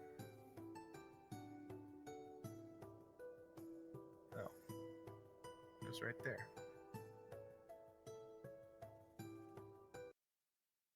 There we go.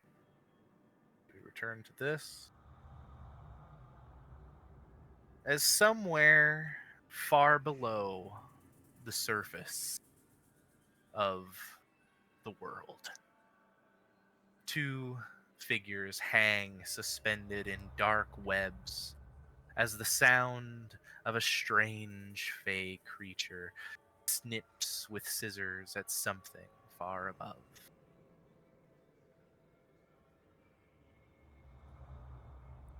Juniper, you feel your ring on your hand spin slightly, and a voice in your head. Well, you've certainly gotten yourself into a pickle, little witch.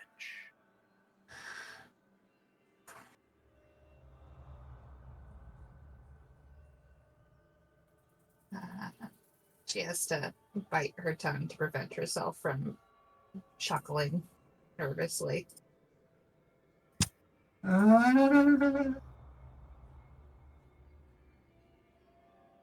And in her head, yeah, I did. Don't know how, but I did.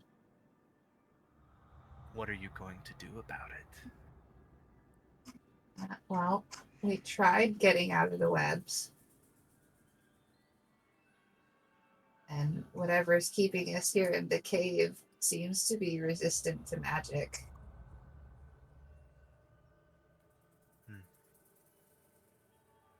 It said something about the Court of Whispers.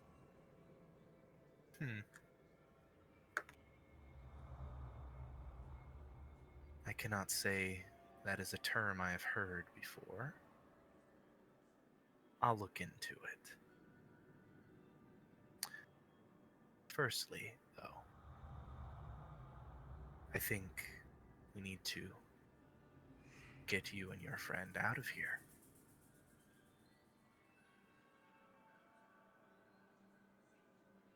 Any hints onto how I can do that?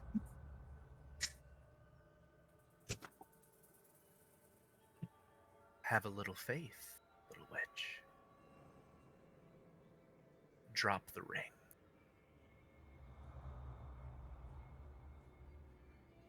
She drops her ring. The ring just, as you allow it to, it just slides right off and falls into the darkness of the abyss below. And as it falls away, you feel the presence of your patron sort of being pulled in that direction as well. And you just hear that voice as it fades say, "Give me 30 minutes. Be ready." And that's where we're going to end the session tonight. What the fuck? Alright. Cool. Ophalon gets a front row seat to Juniper's patron, apparently. Oh boy.